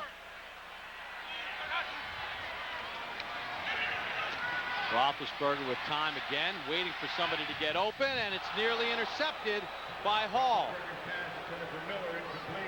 It's the 3rd pass that Cincinnati could have had an interception tonight. Yeah, and this gets you beat. You just have to be able to make these plays. You know, they talk about Brett Favre, he's going to throw you a few before it's done. Well, Roethlisberger do a little of that. You'll see him motion Miller to the outside, but the closing speed that time by Leon Hall able to get there. But once again, the Bengals get their hands on the ball and cannot hang on to it. When you're the underdog, you have to make those plays. Hall does not have an interception this season. So now 3rd and 10 for Pittsburgh. Bengals on a blitz. Antonio Holmes, 1st down and more. Across midfield and into Bengal territory. Finally brought down by David Jones. Gain of 19. Great read that time by Ben Roethlisberger. They came on the safety blitz coming out of the secondary. They're going to bring pressure coming up from right in here. Roethlisberger sees it and is just going to throw right from where that safety was. That's what they'll tell you. If the safety comes from that side, throw it right in behind him. Big play by Roethlisberger. Nice read.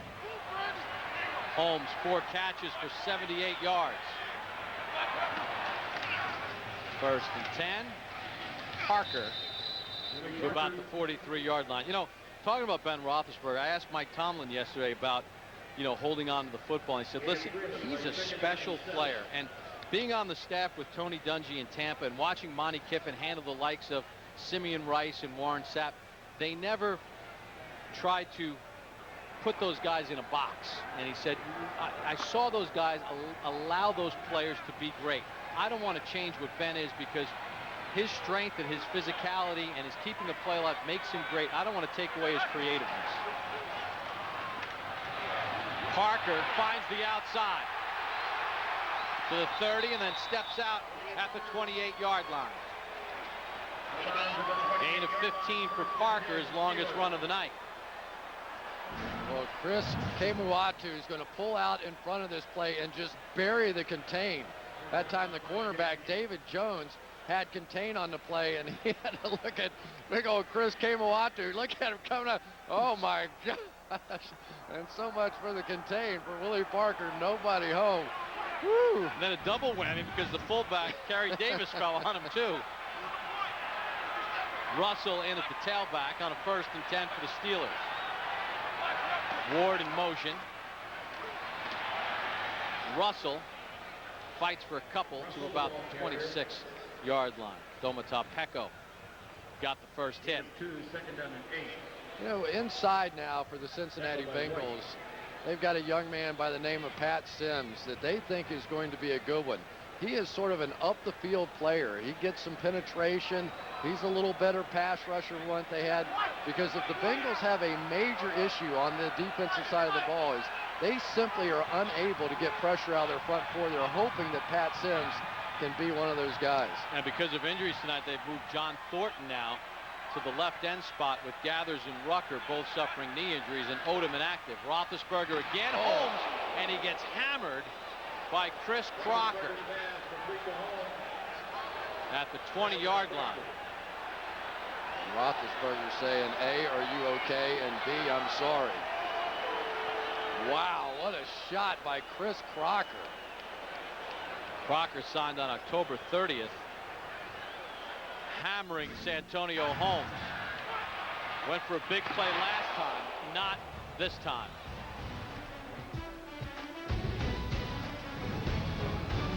Inside voices, please. How can you explain the Johnsons' success? The Johnsons had a game plan. They knew the Motorola lineup, what phone works for what person, and they bought all over us right down here. What about Mrs. Johnson? I like the way you raised your hand. Patty Johnson came ready to play, but now I'm ready to play too. I know that Motorola has camera phones, prepaid phones, and I am going to crush it. Mom, can I go to the movies with Debbie this week? I'm not going to field that question. You got to have a game plan. This changes everything. This season, find the best selection of Motorola phones at unbeatable Walmart prices. And I can smell victory. National Car Rental knows I'm picky. So at National, I go right past the counter and choose any car in the aisle. Hey, pal! That car's mine! Go National. Go like a pro. I travel all the time. I'm going to use the Travel Strader to show you where you got to go. Boston, my hometown, wicked good city. Great restaurants. You got to find the Freedom Trail. You follow the Freedom Trail, you go down by Quincy Market, and go to Cape Cod, Nantucket, Martha's Vineyard. Uh-oh, this looks like our secret place. Cut. Now during the Expedia Holiday Kickback, book your holiday flight and we'll kick back $200 for your next vacation. Expedia.com. Hey, Coach Billick, I need some frost brewed refreshment, and Big D won't share any of his cold Coors Light. Come on, D, come on, D! Fine. Well, Coach, to your left in the stands, someone's getting into that Coors Light we set aside for you for after the game. Oh, no! No! No! That is just wrong. Frost Brewed Coors Light, official beer sponsor of the NFL. Don't worry, Coach. Ed's gonna go get us all some more Coors Light. Go, Ed! Go, Ed! Go, Ed! Coach says you better go, Ed. The medical staff checking on Santonio Holmes as he was hammered by Chris Crocker. Listen. Man. I tell you what, let me start with Santonio Holmes as he's sort of out on his feet there for a couple of minutes. When you have a young speed receiver, the one thing that you don't think they're going to be willing to do is run those slant routes inside, because that is always a possibility that you're going to get a shot like that. But for Chris Crocker, he has brought a presence at the safety position that the Bengals have not had for a while. Crocker played for the Browns, was with Mike Zimmer, the defensive coordinator in Atlanta, and spent time with Miami. Signed on October 30th. 3rd and 2 for Pittsburgh. Roethlisberger with time, dropped by Hines Ward, a rare drop by Ward on 3rd down. So Jeff Reed, the field goal unit, will come out. And Hines have dropped a few of these this year. That was a little strange because he ended up jumping, and I'm not sure why. He jumped and had to reach down for the football. You just never know what happens on a play. Maybe a snowflake hit him in the eye. As stupid as that sounds, you play in the snow every once in a while, one to hit you right in the eyeball and you can't see anything. Reed from 38. He hit from 37 in the swirling winds here at Heinz Field. Snap is good, and Reed able to finesse it through. So Pittsburgh has scored 13 unanswered points, and the Steelers with a 13-7 lead here on Thursday Night Football. It's time someone gave homeowners the tools to do more with less. It's time guaranteed low prices got even lower. At the Home Depot, we've lowered prices on over 1,000 items throughout the store. From tools to ceiling fans, light bulbs to Behr and Glidden paint, everyday items to special projects and more. Some of our biggest reductions ever to help protect your biggest investment. At the Home Depot, you can do it, we can help. All day, every day. All night, all night. You got the popcorn? 1, 2, 3. Popcorn.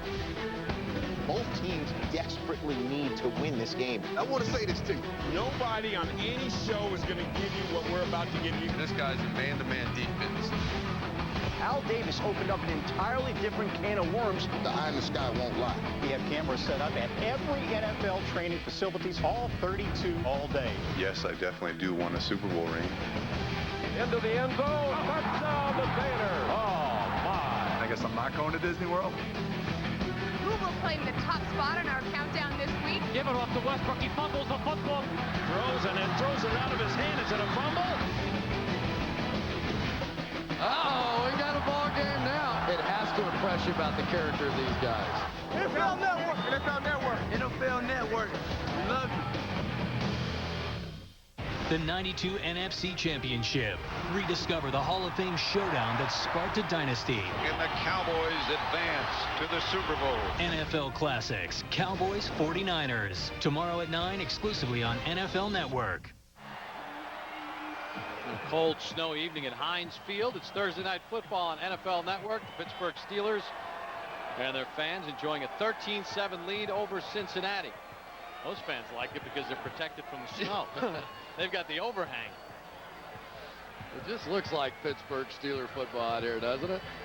It's probably all bundled up. And a little warmer than it was last year when we were in here to call this game. It was freezing. A big ice storm came through here, and a little tougher than it is here tonight. Steelers 12 plays, 57 yards. Reed a 38-yard field goal. Santonio Holmes had a big 19-yard catch on a 3rd and 10.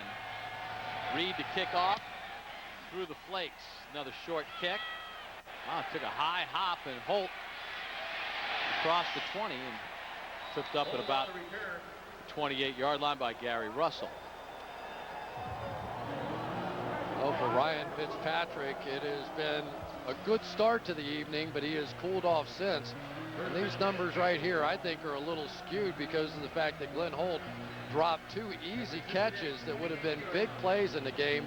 And once again, you see the big bugaboo for the Cincinnati Bengals this season. Once a team so good at throwing the deep ball with Carson Palmer, they have nothing down the field whatsoever against Pittsburgh tonight.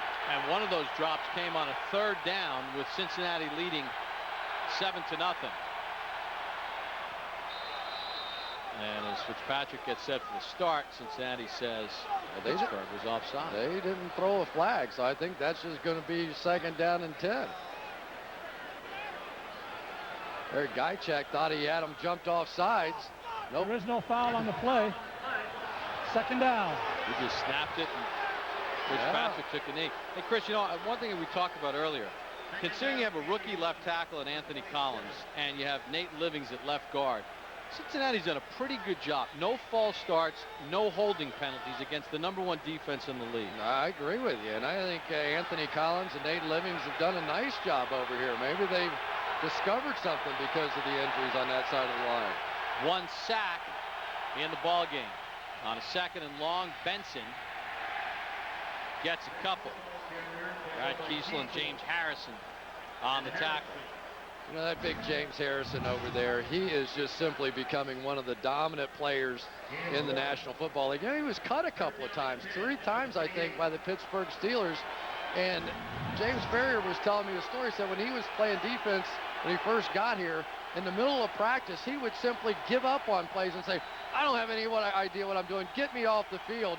And eventually, though, he's grown into a defensive MVP candidate for the Pittsburgh Steelers. Blitz on from Timmons, and Fitzpatrick has to get rid of it. The 2nd-year man out of Florida State, the former 15th overall pick, got pressure, and Fitzpatrick just had to unload it. And boy, I tell you, Lawrence Timmons is just going to be a player. I remember watching tape on him from college.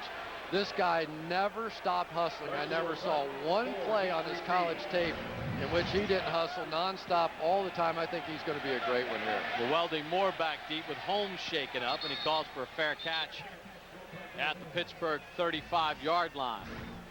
6:35 to go in the 3rd. Timmons with the pressure. Steelers by 6 in the 3rd. America's biggest automobile company and its dealers want to help get you the loan you need. It's General Motors financing that fits. offering access to millions of dollars and hundreds of lenders to help get you behind the wheel. It's our way of putting you and America in the driver's seat. During the Red Tag event, the price on the tag is the price you pay. Get a Sierra for $18,913 for a total value of $7,202. See your local Buick, Pontiac, GMC dealer. What happens when you grant a wish? Find out at the Super Saturday sale at Sears. For the first time ever, get no payments, no interest for a year on every wish on your shopping list. Shop one day, take a whole year to pay on warm wishes, powerful wishes, and jump out of your seat wishes. That's no payments, no interest for a year on wishes store-wide, totaling $199 with your Sears card. Even on doorbusters from 7 a.m. to noon. That's one day to shop, 1 year to pay. This Saturday only. Don't just give a gift, grant a wish. Sears.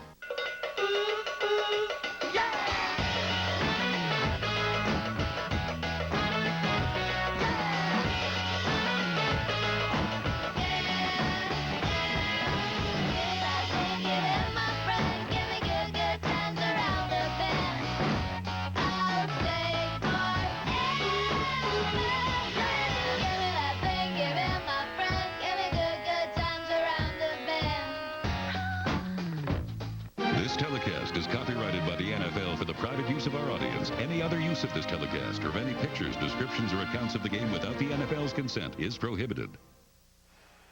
Live Thursday Night Football continues on NFL Network with a Thanksgiving showdown. The high-flying Arizona Cardinals and the Philadelphia Eagles. Don't miss Thursday Night Football live Thanksgiving at 8 Eastern on NFL Network. Arizona has to play at home against the Giants this weekend, and Philadelphia has to go to Baltimore before they even get to each other on Thanksgiving a week from tonight. How about Kurt Warner this year? A definite MVP candidate with the way he's playing. Spectacular season. Two-time Pro Bowler. Roethlisberger pass knocked away, incomplete, no flag. Ward wanted one. David Jones on the coverage. Well, Hines Ward begging for a flag on that one. David Jones on him, just a little skinny post route here. And I think that's a pretty good no call that time by the officials. A little contact, but not NFL contact to draw that flag. Well, the Bengals, after a hot start on offense, have really done nothing since against this Steelers defense that has really started cranking it up. 2nd and 10. Moore, who had 3 touchdowns and 120 yards rushing in their first meeting, picks up a couple. Brandon Johnson on the tackle. And really, the Pittsburgh Steelers haven't been able to do much running the football at all tonight either. Willie Parker had that one little breakout run around the edge, and other than that, he's averaging just barely a little bit under 3 yards per carry right now. So this has been a good night defensively for Cincinnati. They're 3rd in a row against the run. Lima Sweet is checked on as an extra receiver on a 3rd and 7. Moore in the backfield with Roethlisberger. Ben has had a lot of time to pass, and he has time here. Just picks Hines Ward up and finds him across midfield. Flag on the play. Ward to the 30. Ward to the 20. Knocked down by Jones, but we'll check the flag back at midfield. That's a no-brainer right there. Nate Washington with a huge pick on the play, just simply drilled the defender of Hines Ward. That's an easy one. It's coming back. Pass interference. Offense, number 85. A 10-yard penalty. Repeat 3rd down. That was pretty blatant, Chris. As you go across the field, watch the collision right in the middle of the field. That time working against David Jones and Nate Washington. You've got to be more subtle than this. You can get away with a pick, but you can't do that. You can't just run across the field and smash into the guy. I mean, every single official out there has some receiver that they're assigned to. So somebody was definitely watching both of those players, and as the receivers crisscrossed that time, it was easy for both of them to pick that up. Well, Washington didn't cross. He broke down like he was going to make a tackle. I hear you. So that negates a 42-yard gain.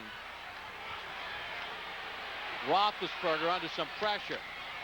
Moore dropped in his tracks by Jones, who's been all over the field tonight. He's done a nice job. You get the feeling they've been trying to pick on him a little bit. One of the nickel guys coming in and playing, but Jones has been there to make some plays for them. You know, it's interesting. Despite the fact that the field has been tilted and Pittsburgh has control, Cincinnati is one busted play away from having the lead. It's 13-7. No question. Ernster to punt. Hushmanzada back deep.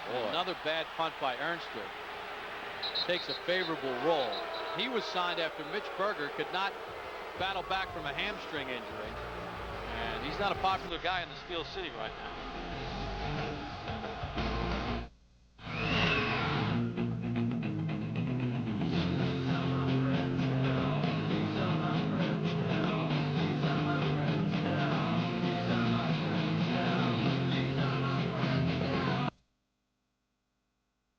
A beautiful touchdown drive early in this one, but look at that. 6 possessions since then, 21 plays, just 35 yards. The Bengals averaging 2.85 yards per play, and that's even below what the Steelers have averaged this year, allowing 3.86, which is the lowest since 1978 for any defense in the NFL.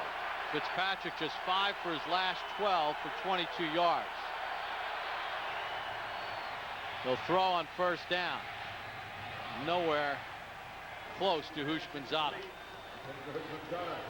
Well, once again, the offensive line holding up pretty well. Fitzpatrick with tremendous time that time, and he just threw that one in the dirt. You know, against Pittsburgh, you're not often going to get a chance to throw one completely standing up and no pressure and no blitz, and he just threw a bad ball that time. 2nd and 10. They stayed out of 3rd and longs in the first half. That's why they were able to have some success.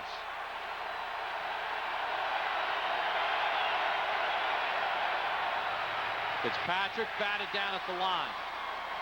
I think Smith and Hampton got their hands up and got in the way. But it is Troy Polamalu who got the attention of the quarterback, Ryan Fitzpatrick. Fitzpatrick saying that he is simply going to know where he is at all time. You can see Fitzpatrick look right that way and then throw it directly into the hands of Aaron Smith, who's been doing a good job knocking down balls tonight.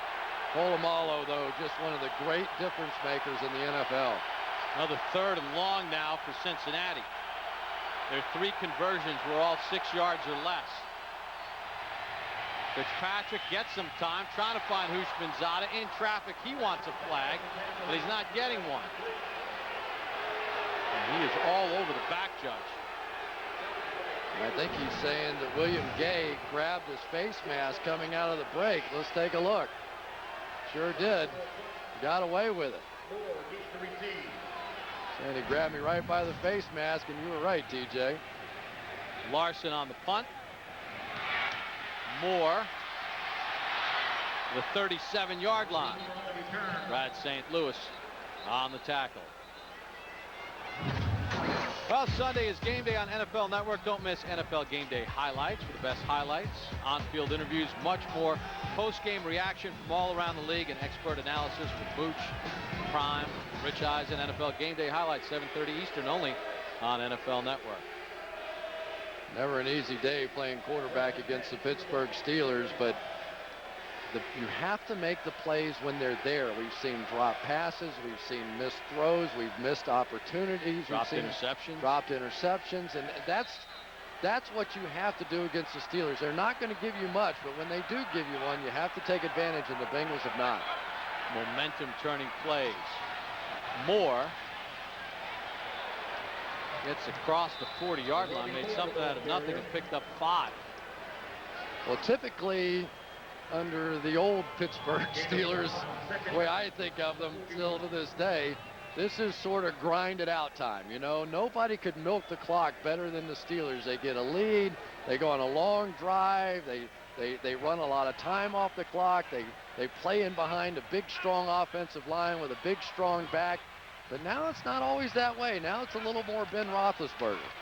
This time it's Mewelde Moore, and he gets the edge. First down across midfield, and dragged down by Marvin White from behind at the 44-yard line of Cincinnati.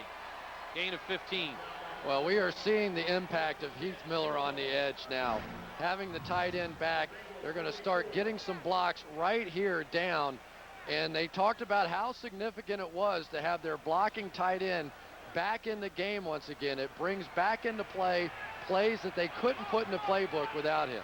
And the fullback, Sean McHugh, also with a nice block on the edge and helping the 15-yard pickup. 1st and 10 at the Cincinnati 44.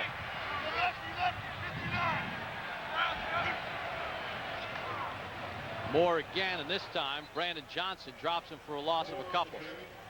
Boy, Brandon Johnson has really played well for Cincinnati over the past couple of weeks. He replaced Keith Rivers after the broken jaw, and you'll see him just come shooting right in here through the backside. He has a lot of speed, and he's been able to make plays in the open field. Big interception for them last week against the Philadelphia Eagles, and Bruce Arians was impressed with his play. He thought he might even be playing better than what Keith Rivers was coming in.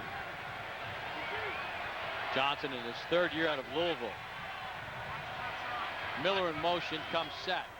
On a 2nd and 12, little screen for Moore with room. Moore inside the 30, and Jones drags him down at the 24-yard line. Gain of 22 to Moelde Moore. Big win for offensive coordinator Bruce Arians there. The Bengals came with a blitz. They're coming here, they're coming here, they're coming here. Throw the screen right in behind it here. Perfectly executed by the Pittsburgh Steelers. That's just one of those dream scenarios. If you could say anything, please hit me with a blitz on this play. Arians timed that one beautifully. 2nd year as offensive coordinator, spent 3 years as the wide receivers coach here in Pittsburgh. Ward jogs in motion. Moore in the one-back set. Moore trying to find a crease left, and it gets closed up in a hurry after a gain of a couple. Chris Crocker got the first hit on Moelde Moore, who, you know, with the injury to Rashard Mendenhall, the rookie, against Baltimore, with Willie Parker having his injuries, Moelde Moore has kind of kept it together. Mike Tomlin said, listen, he's just a well-rounded player. He does a little bit of everything, nothing spectacular. He knew him from his days in Minnesota, and he said he's just a good pro. Yeah, he really is, and he filled in beautifully. Had over 100 yards rushing against Cincinnati in that first matchup, and he got it done for this football team when they were really out of backs. 2nd and 7. Roethlisberger looks left, great pump fake, and he's got Miller inside the 5 to the 1. Gain of 20. 1st and goal, Pittsburgh. Oh, Ben Roethlisberger's having some game. Heath Miller is going to release and just delay, just sell it almost like a little screen, and then shoots up the field. He knows what Ben's going to do. Ben's going to pump fake to the right. Got Chris Crocker to move the free safety out of that area and came right back to him for the big connection. 1st and goal at the 1 for Pittsburgh. Russell will walk in, touchdown Steelers. His first rushing touchdown of the season, and the Steelers widen their lead with 16 seconds to go here in the 3rd.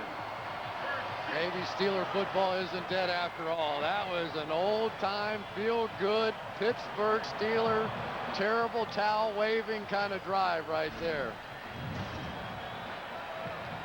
Terrific block, too, on the outside by Sean McHugh, who secured the first edge and then went and made the second edge.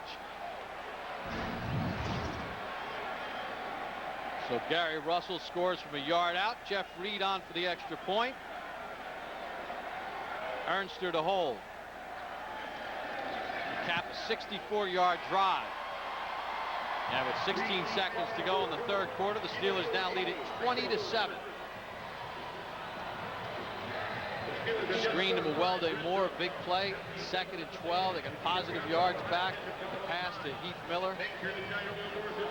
Well executed drive, wasn't it? It really was. And for Cincinnati, it goes back to what is their issue, and that is the lack of a pass rush, feeling like that they have to dial up blitzes in order to have a chance to get any pressure on Ben Roethlisberger, who really has been under siege all season by every team except Cincinnati, who has yet to be able to get to him, and they've now played 7 quarters.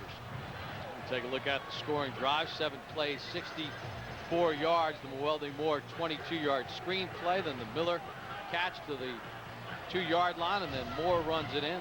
And Russell runs it in for the touchdown.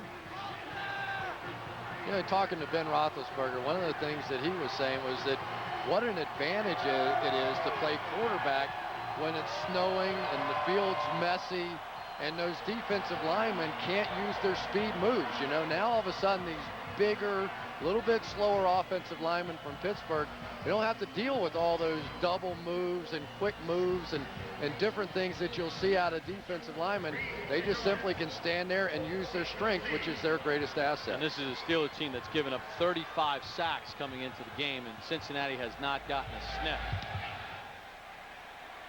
Reed taken by Watson, the up man. Watson across the 35 and tripped up at the 37-yard line by Anthony Madison. We're talking about bad fields, Chris. Well, you know, in Pittsburgh, it's not called a bad field, it's called a good field because they know how to play on it. Remember this one against Miami? That's one of my favorite ones. It just came in and plugged, and that was it for that high-scoring affair that night. 3-0 Pittsburgh, and only in Pittsburgh can you love that kind of a game, but they do. Defense, and more defense. A lot of guys on the Steelers said, hey, if it gets in the other team's head, yet another advantage for us. If you're worrying about the field, you're not worrying about what you should be doing. Let's see if Cincinnati can get some offense going as Houshmandzadeh goes in motion. Caldwell keeps his balance and gets extra yardage before Polamalu ran him out. Well, the Bengals are trying to come up with an answer for all the backside pressure that they're getting. Once again, Pittsburgh coming with a backside blitz, and I think that's really what's turned this football game in their favor. They finally started working against Anthony Collins and Nate Livings on the backside, bringing more than they can protect, and the Bengals haven't come up with an answer for it yet. Through 3, Santonio Holmes and the Bengals and Steelers in a hard-hitting one, but the Steelers up by 13. I travel all the time. I'm going to use the Travel Strader to show you where you got to go. Boston, my hometown, wicked good city. Great restaurants. You got to find the Freedom Trail. You follow the Freedom Trail, you go down by Quincy Market, and go to Cape Cod, Nantucket, Martha's Vineyard. Uh-oh, this looks like our secret place. Cut. Now during the Expedia Holiday Kickback, book your holiday flight and we'll kick back $200 for your next vacation. Expedia.com. Each night after Thursday Night Football, the guys recap the game live from the stadium. The Home Depot postgame show, following the game on NFL Network. We've stopped the clock to hang out with die-hard NFL fans. We're here at the Shack in Santa Monica, California, hanging with the Eagles fans. It's NFL hang time. You come in here, we're all happy, and that's the beauty of it. Everyone here is from Philly. I mean, I feel like, it makes me feel like I'm home. This is a bridge to my hometown of Philadelphia. You're like, oh wait, I'm in LA. You can't find a more concentrated area of genius fans. If you want to get seats, you got to be here hours before. I had to wait for 2 people to move back to Philly before I was allowed to get a seat. I actually married into the table. It's quite a fight for a seat. So I go from hosting a show to some poor jadrul that can't get a seat. Pretty much. Wow. This place is crazy. I love these people. They're, intense. There's a lot of love in this room. Their hearts pumping and bleeding green right here at the Shack. Aerial coverage tonight presented by KFC on a cold evening in Pittsburgh. We shot that earlier, but our aerial coverage had to take some cover because the snow started to fall. As we start the fourth quarter, Pittsburgh in front 20-7 over Cincinnati. It's 20 unanswered points for the Steelers, after the Bengals had a 7-0 lead in the first. 2nd and 5. Fitzpatrick works out of an eye. Play clock at 5. Coach, the fullback, wanted to make sure he had it. Benson to the 46. He's about a yard short of the first down. You know, one of the tough things when you're a quarterback, and Ryan Fitzpatrick there thought he saw a certain look and he started to audible. Well, by the time he started to audible, Pittsburgh Steelers changed their defense 4 times during that time. So sometimes you're better off just getting up there and snapping the ball, because believe me, this veteran Steelers defense knows more than Ryan Fitzpatrick knows at this point. Farrier got a big stop on a 3rd and 1 back in the first half. Benson again, he is not getting there. And I think Farrier got the first hit again.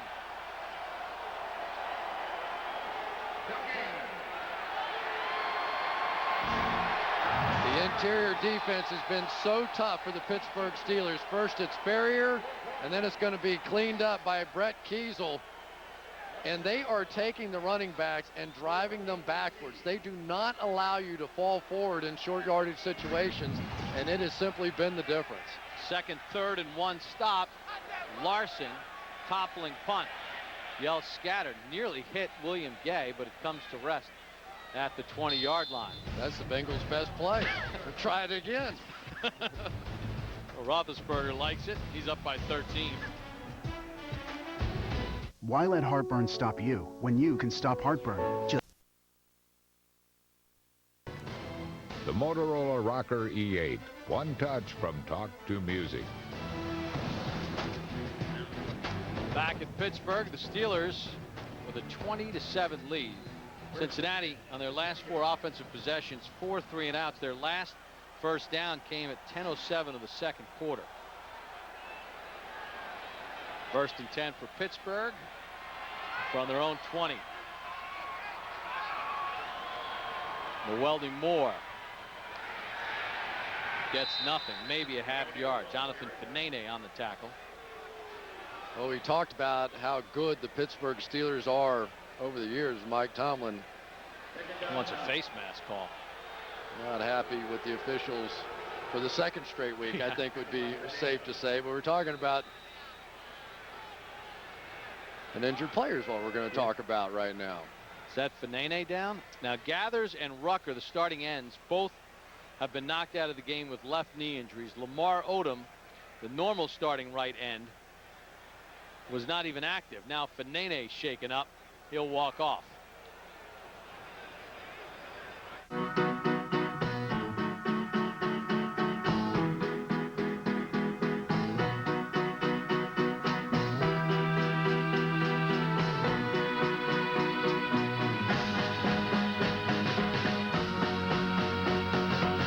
Free Wi-Fi, giving you the freedom to get out and work wherever you want.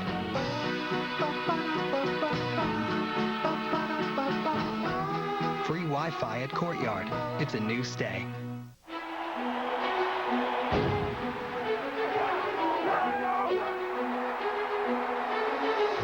It all starts here. At NFL Network, we are everything NFL. There's a man open, and we've got a Every day, we work tirelessly to bring you great moments from the past and also set the stage for what's to come. He's trying to get the ball to 81. He's one of the fastest risers in this year's draft. You can find us anywhere, win or lose, rain or shine. We are the source for everything NFL. The kick is good! The most impossible win I have seen in 30 years. Yes, sir! Touchdown! Watch us as we share with you this most amazing game that we all love, football. This is NFL Network.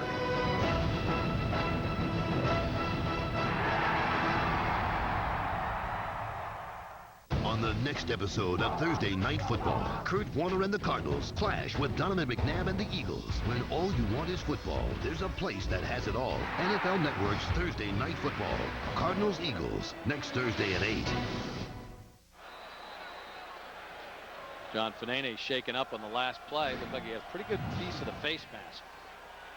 Right there. That's why Mike Tomlin was so upset. Yeah, remember, incidental face mask no longer a penalty in this league, but that kind still is. Little draw to Moore. Cincinnati right there. Domata Pecco and Dahani Jones wrap him up. No gain on the play. It'll be interesting now to see if Bruce Arians dials up a pass play here. They have this Cincinnati Bengals offense pretty well under control, and if you remember a few weeks back, it was a couple of interceptions in that game that turned it around against the Colts, I believe it was. and ended up losing that game. You've got to believe as long as they don't make a big mistake the rest of the way, the Steelers are going to win this one. Unless Peyton Manning shows up in a Bengals uniform sometime soon. And Marvin Harrison and Reggie Wayne. 3rd and 9. Wide open, Moore, and he dropped it. There is a flag on the play. That came from the umpire, so that's usually holding, and that's the preliminary call, which Cincinnati will decline. Holding. Offense number 72. The penalties declined. Makes it 4th down. Darnell Stapleton, the right guard out of Rutgers. He's played pretty well for Kendall Simmons since he's gone out. He has. They had to replace a couple of guys. Marvell Smith out with that back injury, and we're not sure if he's going to need back surgery again yet or not. But this offensive line from the Steelers has been tremendous. Just a complete shutout. I'm not sure Ben Roethlisberger's been hit yet. Ernster takes a high snap and just gets it away. And another poor punt by Ernster. I think I'm going to try out for punter. Well, make sure you check out Game Day on Sunday morning. T.O. had a chance to sit down with Dion. The championship, but at the same time, you can't obtain that championship if I'm not involved in the offense. So, what you trying to say? If you have the numbers, the championship gonna come. It's gonna come. And the thing is, and I think a lot of people, they see that. As you said earlier, when I get my hands on the ball, things happen. Well, you can hear all the happenings on Game Day morning on Sunday and hear the interview in its entirety. T.O. in prime time. So great field position for the Bengals with 12:06 to go, down 13. Cincinnati kind of hanging around. Fitzpatrick, plenty of time. Going to get out and run. Ooh, lowers his shoulder and takes it to the 38-yard line. Picked up about 8. For Ryan Fitzpatrick, here's a young man that is the 3rd leading rusher among quarterbacks, and you never see him slide. He said, what the heck, I'm going to take my shot and try and go get this one, and one of the Steelers down. Yeah, Brett Kiesel got shaken up at the end of the play as Fitzpatrick took off and ran. The training staff out to look at Brett Kiesel, the 7th-year man out of BYU, came into the game with 26 tackles and a sack. Dick LeBeau is telling me that Brett Kiesel is having probably his best year as a pro, as is Aaron Smith on the other side. You know, probably those guys up front in any 34 defense, the true unsung heroes of the defense. They have to do all the two-gapping. They have to take on all the blockers. They have to do so much, and it's not like you're going to get a lot of sacks. It looks like Harrison, his teammate, is the one that actually delivered the blow on him. Harrison's been knocking out a lot of people on the other team. You got a teammate on that one, but you know, those defensive ends, a little bit like the 34 defense with the New England Patriots. They don't go the Pro Bowl a lot because they don't get big sack numbers, but they control and they dominate the line of scrimmage, and they're a big reason why they are the #1 ranked defense in the NFL. Chris Hoke will come in. That 9-yard run by Fitzpatrick, the longest run by the Bengals tonight. 2nd and 1. Benson gets the 1, and then that's it. Got the first down inside the 35-yard line. Farrier's there with Harrison and Casey Hampton. You see Marvin Lewis, and you know he's got a pretty good relationship with James Farrier. He really likes him. He says, you know, I've known James Farrier since his birth. Farrier was born in Ettrick, Virginia. Marvin Lewis's uncle delivered James Farrier when he was born. No way. So he's like, I've known him his whole life. Well, if you know him from birth, you know him his whole life. And that was the first down of the half. Farrier has wreaked havoc against Cincinnati tonight. Will pass to the tight end. That's Reggie Kelly, who got away from Ryan Clark and got some positive yardage out of the play. It's kind of interesting. I snicker a little bit because Dick LeBeau now, after really causing so many issues for the Bengals with that backside blitz, has now been showing backside blitz and then coming with pressure from the other way. So Harrison and those guys over on the defensive right side have been dropping out, and Fitzpatrick has been throwing now the other way expecting it, and it hasn't been there. Working on Brett Kiesel on the Steelers bench. 2nd and 5. Houshmandzadeh in motion. Benson the tailback. Fitzpatrick's pass deflected and intercepted and dropped. Farrier had his hands on it but couldn't reel it in.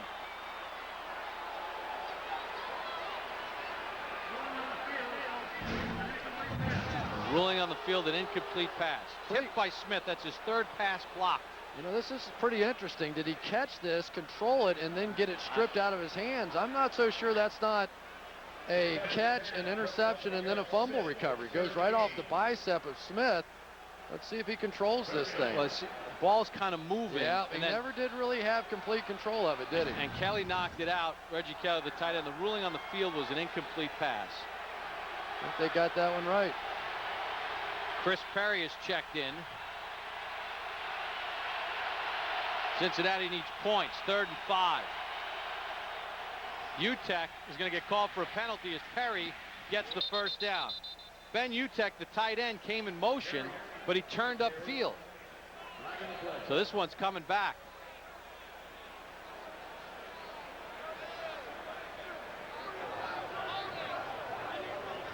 Illegal motion. Offense. 5-yard penalty. Repeat 3rd down. And boy, they really had that one set up. Ben Utek coming down for the crackback block. He's going to get a good shot in there against Lamar Woodley and set this edge. But you cannot be moving forward before the snap of the ball. He was, and that's going to deny a big first down for the Bengals. Works in arena football, but not in the NFL. That's exactly right. So now instead of 3rd and manageable, it's 3rd and 10.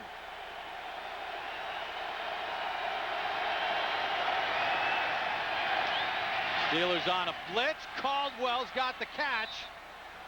And a first down. Polamalu on the tackle. So Andre Caldwell, the rookie out of Florida, with his 3rd catch tonight. Once again, the Steelers are going to come with blitz this way this time. They've been coming off the backside a lot. Fitzpatrick sees it, and it was Caldwell with a little delayed move. He went up the field, did a little fake to the outside, bought just a little bit of time, and came in and made the catch. I tell you what, Caldwell's taken his best shot here tonight with Chad Johnson out of the lineup. First 3 catches of the season for Caldwell. Fitzpatrick to the middle. Utek. Ben Utek to the 10, and Polamalu wrestles him down. So the former Indianapolis Colt with his 13th catch of the season. And that was a good catch, too. That one thrown behind him, and Utek able to make the play there in the open field. He was out for a while with a bad rib. Probably remember him with the Indianapolis Colts. Peyton Manning throwing balls to him. Came here. Hasn't quite been the receiving threat that they hoped he might be. Reggie Kelly being the blocking tight end in Cincinnati. But once again, the Bengals putting together a nice drive. Blitz on. They almost got to Fitzpatrick before he handed off to Benson, who slithers for a first down. That looked like it was pretty close to being offsides that time by Larry Foote. He must have just absolutely timed it perfectly coming through there.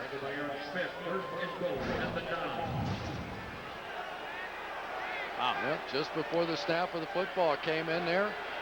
Saw big Casey Hampton on the other side.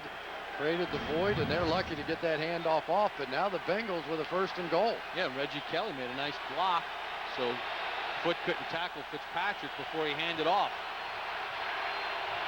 So 1st and goal for Cincinnati. Houshmandzadeh in motion. Blitz again.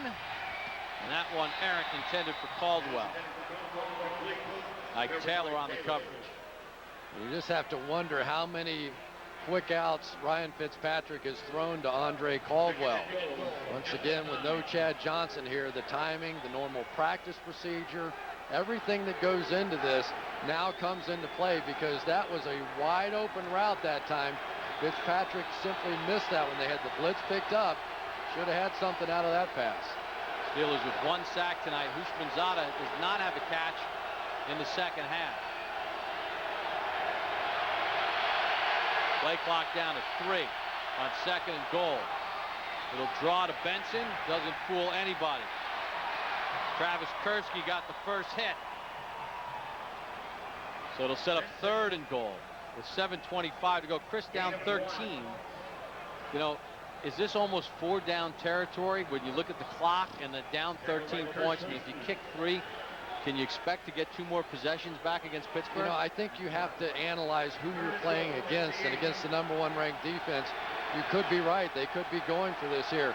But Fitzpatrick has been really efficient down in the red zone this year. 11 for 17, 4 touchdowns, no interceptions. This has been his strength. 3rd and goal. Henry to the top of your screen, split left. Fitzpatrick throws right over the head of Houshmandzadeh. Well, Marvin Lewis will send out the field goal unit with 6:50 to go in the ball game to try to make it a 10-point game. You just have to wonder if there are 2 possessions left in this game for Cincinnati, and that one sailed wide too. So Fitzpatrick had 2 shots on that one, overthrew both, and that may well be the end. That looked like he needed a touchdown. I have to say, I probably would go for it right here. I think this is your best shot to win the football game. From 26, Graham just slips it inside the right upright. That was fading fast. So with 6:47 to go, Graham hits from 26. Mike Tomlin's Steelers lead it by 10 here in the 4th.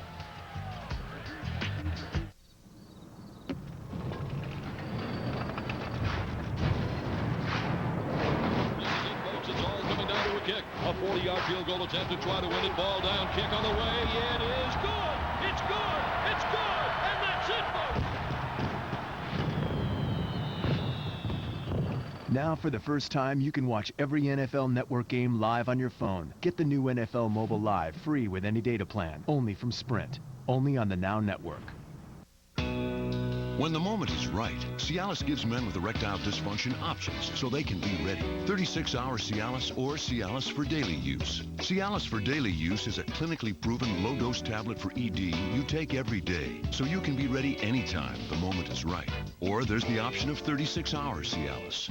So relax. Either way, you can be ready with Cialis. Tell your doctor about your medical condition and all medications, and ask if you're healthy enough for sexual activity. Don't take Cialis if you take nitrates for chest pain, as this may cause an unsafe drop in blood pressure. Don't drink alcohol in excess with Cialis. Side effects may include headache, upset stomach, delayed backache, or muscle ache. To avoid long-term injury, seek immediate medical help for an erection lasting more than 4 hours. If you have any sudden decrease or loss in hearing or vision, stop taking Cialis and call your doctor right away. 36-hour Cialis or Cialis for daily use. Ask your doctor if a Cialis option is right for you, so when the moment is right, you can be ready. Sirius Satellite Radio, the best radio on radio. Hear every NFL game, every week, everywhere. Plus the Sirius NFL radio channel.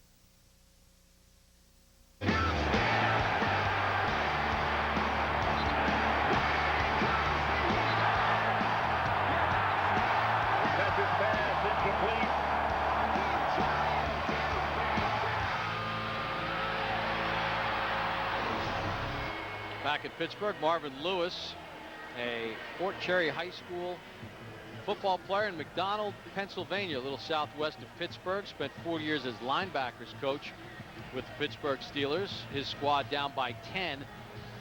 Chris, now, I kind of thought maybe that was 2-down territory. They elected to go for the field goal. Do you think onside kicker, or do you kick it away with 3 timeouts and a 2-minute warning?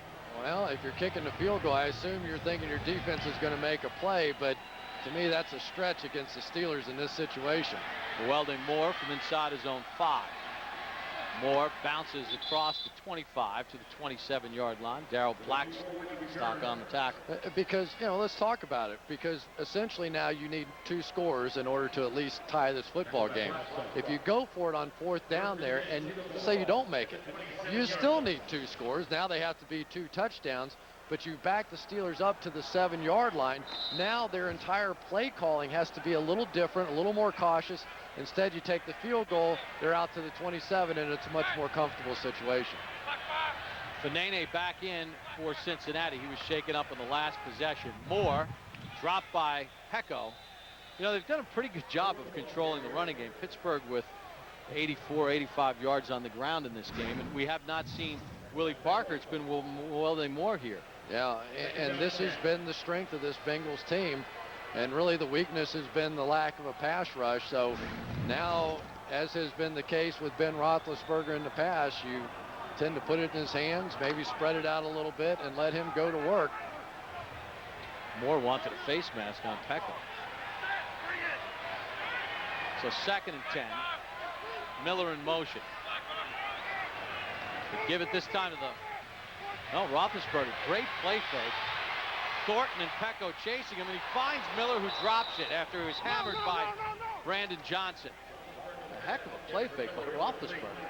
Yeah, it really was. He goes play action, and his mobility got him out there in the open, and Heath Miller just simply drops this one. I don't think this one was even close to a catch and fumble. I'm sure there's somebody somewhere screaming he caught it and this should be a fumble, but it looked like he never really had control of it again.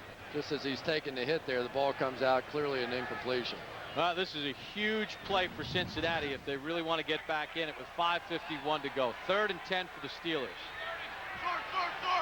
Moore to the right of Roethlisberger. Roethlisberger under pressure, fights out of it, downfield, completes it to Limas Sweed for a first down. There's the magic of Roethlisberger. Sure is. Anthony Fanene had him in the backfield, but the strength of Ben Roethlisberger, simply the difference. He's going to look right. He's going to be wrapped up, had by the legs. He comes out of it and makes the play. Every time that you see Ben Roethlisberger take a sack and you go, God, why does he get rid of the football? Why does he keep trying to make plays? Well, that's it right there. That's what Bruce Arians, the offensive coordinator, will tell you. Why do I want to take that ability away? We're going to let him play. If he takes sacks, we don't care. You talk to most linebackers in the NFL. Pick a team as Moore just runs over Marvin White and gets 11. You talk to most linebackers around the league, and you ask them about trying to bring Ben Roethlisberger down. They say he is the hardest in the league to bring down by far. Well, he's bigger than most linebackers, so that's understandable. But for the Pittsburgh Steelers, this is a football team. They don't lose in these situations. They had an 11-point lead in this game. They are 139 1-1 in games in which they have had an 11-point lead at any time in the game. The only team to beat them during that stretch, the Cincinnati Bengals back in 2001. Moore again. Moore to the outside. Jones tackles him, but it's a gain of 8 on the play. Another injured Bengal down on the field with 4:13 to go. It's David Jones who's playing because Jonathan Joseph, the starting corner, has been hurt. Will step out with the Steelers by 10 on Thursday Night Football. I've been looking over your green proposal. Great. It's fine, just fine. I'm sure it'll make people feel real good about the company. Should go over big with the tree huggers, too. See, the folks that I report to, they don't eat granola. So let me ask you, why would I sign this? This plan could cut our energy costs by 40%. 40%. And we spent $18 million on energy last year. What do I sign? Just sign it. All day, every day. All night. You got some popcorn? 1, 2, 3. Popcorn. Both teams desperately need to win this game. I want to say this to you. Nobody on any show is... Stay tuned for highlights and analysis, live press conferences, and the Bengals without Chad. Bob Popple along with Chris Collinsworth. All right, I'm sure Marvin Lewis is going to get second guess. We thought about on 3rd and goal, is it 2-down territory? They elect to kick the field goal. But at the end of the day, on a 3rd and 10, they couldn't get Roethlisberger on the ground. Yeah, if Jonathan Fanene comes up with the play right there, they're going to get the ball punted back to them. I've just seen too many Pittsburgh Steelers football games, though, in that situation. This is a team that has just been traditionally one of the best in the NFL at that 4-minute drill, whatever you want to call it, when you're supposed to be able to take the ball offensively and just grind it out, and it looks like they're well on their way to doing that again. Yeah, and you know, you think about on Sunday against San Diego in the go-ahead drive with the field goal, Roethlisberger hit a couple of key 3rd downs, avoiding sacks and making plays. Moore. Okay, Doc. Looks like he has another Pittsburgh first down inside the 35-yard line with 4 minutes to go in the contest. First down. Tackled by 4. Mike Tomlin's fired up. The ball to Bengals 34.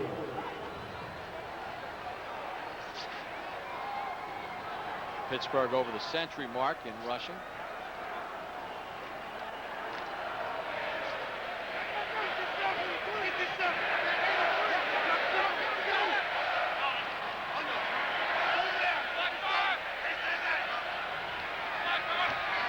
Roethlisberger uses all the play clock and gives to Moore on a 1st and 10. Rashard Genty on the tackle. You know, we're going to get another stoppage of play. Cincinnati is going to call their first timeout with 3:19 to go in the ball game, and they trail by 10. And Roethlisberger will go to the sideline and talk with Bruce Arians, his offensive coordinator. Take a look at the Steelers' remaining schedule. You know, now they 2 games in 4 days. They're on their way to their 8th win. It doesn't get any easier. They've got to go to New England to take on the Patriots. Then Dallas comes in the game against Baltimore, at Tennessee, and then they close it out against the Cleveland Browns. Yeah, and Baltimore is sitting right there on their hindquarters, and they still have to go to Baltimore. One of the great games I've seen this season was when Baltimore came here to play the Steelers. It was just simply a fist fight, and ultimately now Pittsburgh's going to have to return the favor, and that may well end up deciding this division. And there's Steelers owner Dan Rooney, one of the classiest men in the entire National Football League, watching his ball club try to get to 8-3. Roethlisberger, little screen to Moore, tripped up at the 15-yard line by Marvin White. Another Pittsburgh first down. Gain of 18. Well, you're so used to seeing those screen passes that go out wide, then all of a sudden the running back turns back to the inside for a screen, and it just keeps defenses on their toes. That is such a tough play to try and defend. I tell you, Mewelde Moore did a great job acting on that one, sold it beautifully, and another big play for Pittsburgh as it finally looks like the Bengals defense is just wearing down. Moore 4 catches for 41 yards. 1st and 10 for Pittsburgh. Give it to Moore, and it gets run out of bounds at the 10-yard line. Which is not what you want to have happen there. You want to go down at any expense there. It doesn't matter if you gain yards, and he's pointing at himself and saying, yeah, my fault, I understand, I'm wrong. Like Marion Barber did for the Cowboys Sunday night. Hey, you know, I want to bring something up. I know it's a term that's used, and I'm trying to figure out how, when you say a quarterback manages the game, that it's become negative. Don't the great quarterbacks manage the game flawlessly, calling out protection, getting out of a pass play into a run?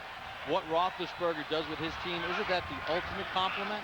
Yeah, but for NFL quarterbacks, you either have guys who get a chance to win the game, Peyton Manning, Tom Brady, Carson Palmer, or you get guys who manage the game, and that means you're not that good. But when I think that's where the insult comes in. Yeah, there's Boomer Esiason, your former team. The Bengals are well represented tonight. We have Solomon Wilcots working for NFL.com. You got Boomer doing the national radio, Dave Lapham doing the Bengals radio. Little reunion for you guys. Oh, man, Kenny Anderson. You know, Kenny Anderson is coaching the quarterbacks now for the Pittsburgh Steelers, and Ray Horton on that staff, Dick LeBeau, a lot of former Bengals over there as well. But this is exactly what the doctor ordered now for the Pittsburgh Steelers.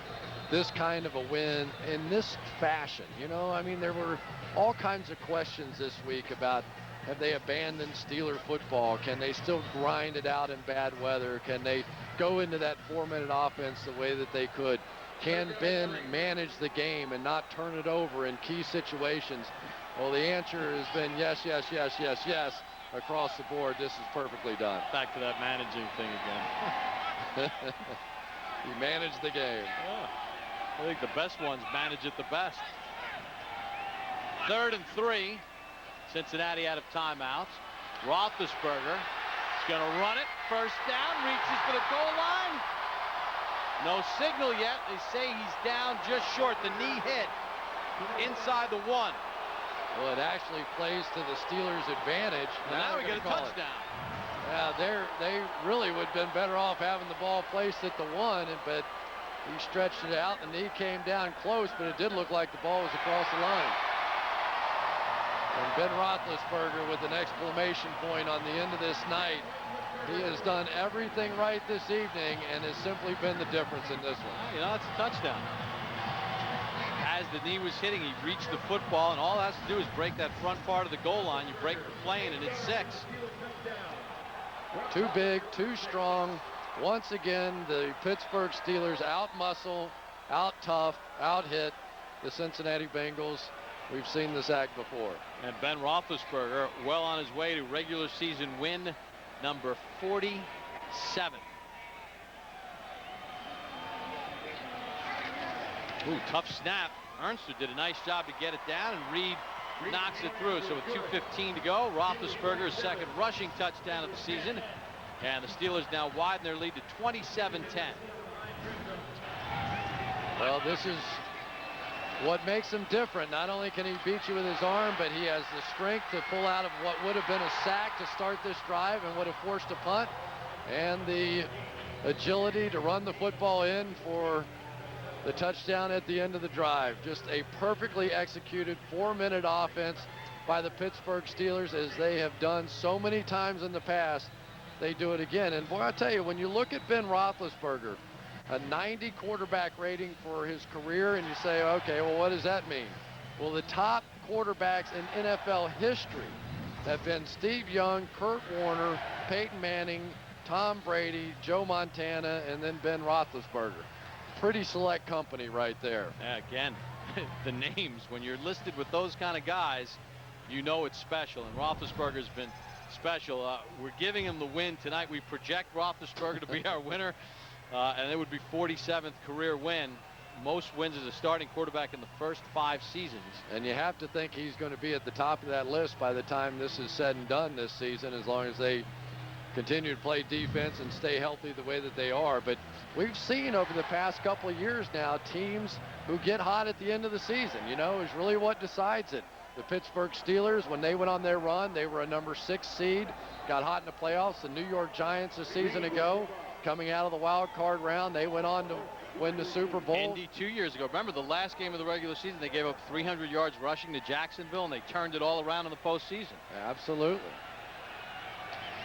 Short kick, Kenny Watson, chased by Timmons, and Lawrence Timmons would not be deterred.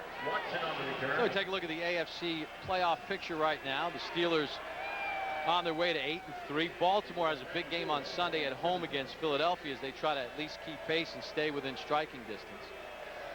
Tennessee, huge game this weekend against the Jets. That's going to be interesting. You know, the team that has to scare people a little bit, the Indianapolis Colts. New England had a chance to knock them out. The Pittsburgh Steelers had a chance to knock them out. Neither one did. And now Peyton Manning and that defense are starting to play at a level that they did not early in the season. You saw that graphic, Miami and New England, a huge game in South Florida this weekend between those two. Over the middle, UTEC got hammered, but he held on to it. And that'll take us to the 2-minute warning. Pittsburgh Steelers, at the end of the day, more physical. And they have a 17-point lead.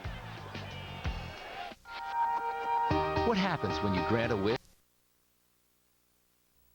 When the mountains turn blue, your beer is as cold as the Rockies. Drops to throw. And looking long. Got Chris Henry out there. Got it inside the 40. Timo von Oelhoffen put the hit on Carson Palmer. Well, the Bengals were 11-5 that year, and for Marvin Lewis and the Bengals, their whole franchise seemed to have turned on that one play with Carson Palmer. Yeah, I've never seen fans as angry as they were that day leaving the stadium. That was early in the game, that pass. Looked like the Bengals might actually win a playoff game, something they hadn't done since 1990. But let's face it, that this franchise is built around Carson Palmer. A lot of questions now about that elbow. Is he going to have surgery? What is he going to do? And I'll try and fill in some of the gaps after this play. 1st and 10 for Fitzpatrick. Late blitz, throws it into the turf, intended for Caldwell. Well, right now the belief is that Carson Palmer is not going to have the Tommy John surgery. They think that it will heal itself. If he were a baseball pitcher, perhaps they might do it. But that ligament is about 80% intact. They think that it will heal. And for them to do the surgery, they would have to remove that 80% intact ligament in there and completely replace it. Their thought is, why do that when it can heal and come back to normal? So I think that he will not play the rest of the season, but will simply rehab from here on out. UTEC with a first down. I guess the question is, without the surgery, as UTEC got hammered and he's shaken up, can he come back to be the Carson Palmer of old? Well, that's been the history. When you talk to a number of doctors about these types of cases, they think that he can recover, he can come back, he can throw the football the way that he has in the past. But for them to take a chance on him the rest of the season would just be foolhardy. UTEC shaken up. Wow, what a catch by Kelly in traffic. And that's their longest pass play of the evening, as Kelly takes it down to the 15-yard line. With 1:09 to go, 31 yards. How about a little help at the end of that play by Chris Henry? Reggie Kelly still out there fighting, and Chris Henry off to the side and didn't exactly get involved to try and help. Well, it's doing the little things, you know. Talking with Marvin Lewis, as I do every week, you know, he said, you know, we don't do the little things to finish. And it's those are the little things, you know, that extra block, you know, yeah, it's only a minute to go in the game, but those kind of things, just, we're not doing it. And that's why we don't win close games. 2nd and 10 for Fitzpatrick. To the flat to Perry. And Gay on the tackle. Well, I'm going to disagree with that a little bit, because I think it's the big things. I think it's the big guys. This has been a football team that has always been built wide receivers, cornerbacks, skill position players, quarterbacks. And when you look around the National Football League right now. Polamalu with the interception at the goal line, and there goes Troy. Bouncing into his own guys and Bengals, and he gets the pick. His 5th interception of the season. Well, maybe that'll make up a little bit for the play a week ago, in which Troy Polamalu had a touchdown at the end of that game taken away from him. I think he was trying to make up for it. He was. Yeah, this guy, he's crazy. Nobody works out harder than he does. He's called the quiet assassin on the team, but I learned one thing about the guy this week, and I didn't know. They say that he is quite the practical joker, that he's the guy that will untie the shoelaces as they tried to grab him by the hair and pull him down. Which is actually legal. You can tackle by the hair. Said he'll put stuff in your helmet and won't say a word, but he'll just sort of sit off in the corner and laugh about it a little bit. Well, now he'll line up in the victory formation as the protector. And Ben Roethlisberger will take a knee, and the final seconds will tick off. Well, Mike Tomlin says Troy Polamalu is our Energizer Bunny. And he energized the crowd in the final play, and Marvin Lewis and the Bengals will fall to 1-9-1. And Mike Tomlin's Steelers now 4-0 in the division and 8-3. Well, I don't think until the Cincinnati Bengals can physically match up and play smash mouth in this division, they're ever going to be a factor. Baltimore Ravens, the Pittsburgh Steelers just consistently beat them up. If I ran this franchise, I would start to build it from the inside out with the big guys, defensive linemen, defensive tackles, offensive linemen, and I don't think until they do that they're ever going to be able to be competitive here. Coming up next on NFL Network, it's the Home Depot postgame show. Highlights, analysis, live press conferences, and the Bengals without Chad. 27-10 the final score. Thanks for watching Thursday Night Football on NFL Network.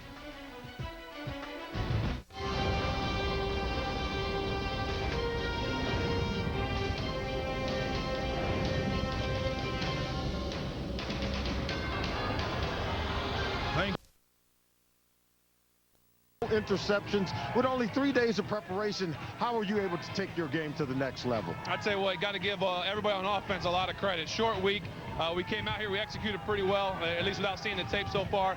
Got to give everybody, offensive line especially, a lot of credit. They picked up a lot of different blitzes that the Bengals threw at us, and we looked pretty good on offense. Now, despite Willie Parker asking for more run plays, you guys were able to throw the ball down the field, and the fact that you guys were able to punch it in, to get the ball into the end zone, 3 touchdowns by the offense today, how important was that? Well, it's better, you know, we always say we got to get 7. We can't afford 3, and we did that last week, got a bunch of 3s.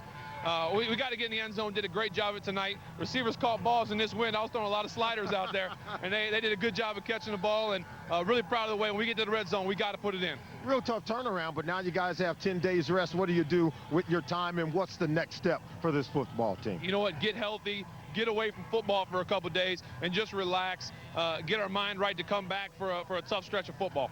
Also get the shoulder right. Thanks, Ben. Absolutely, take care, son.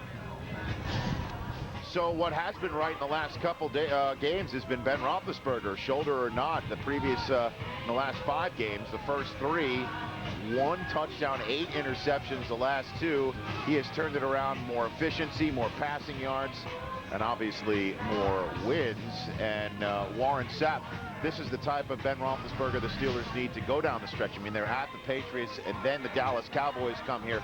An inefficient Ben Roethlisberger is not going to get the job done against anybody, especially.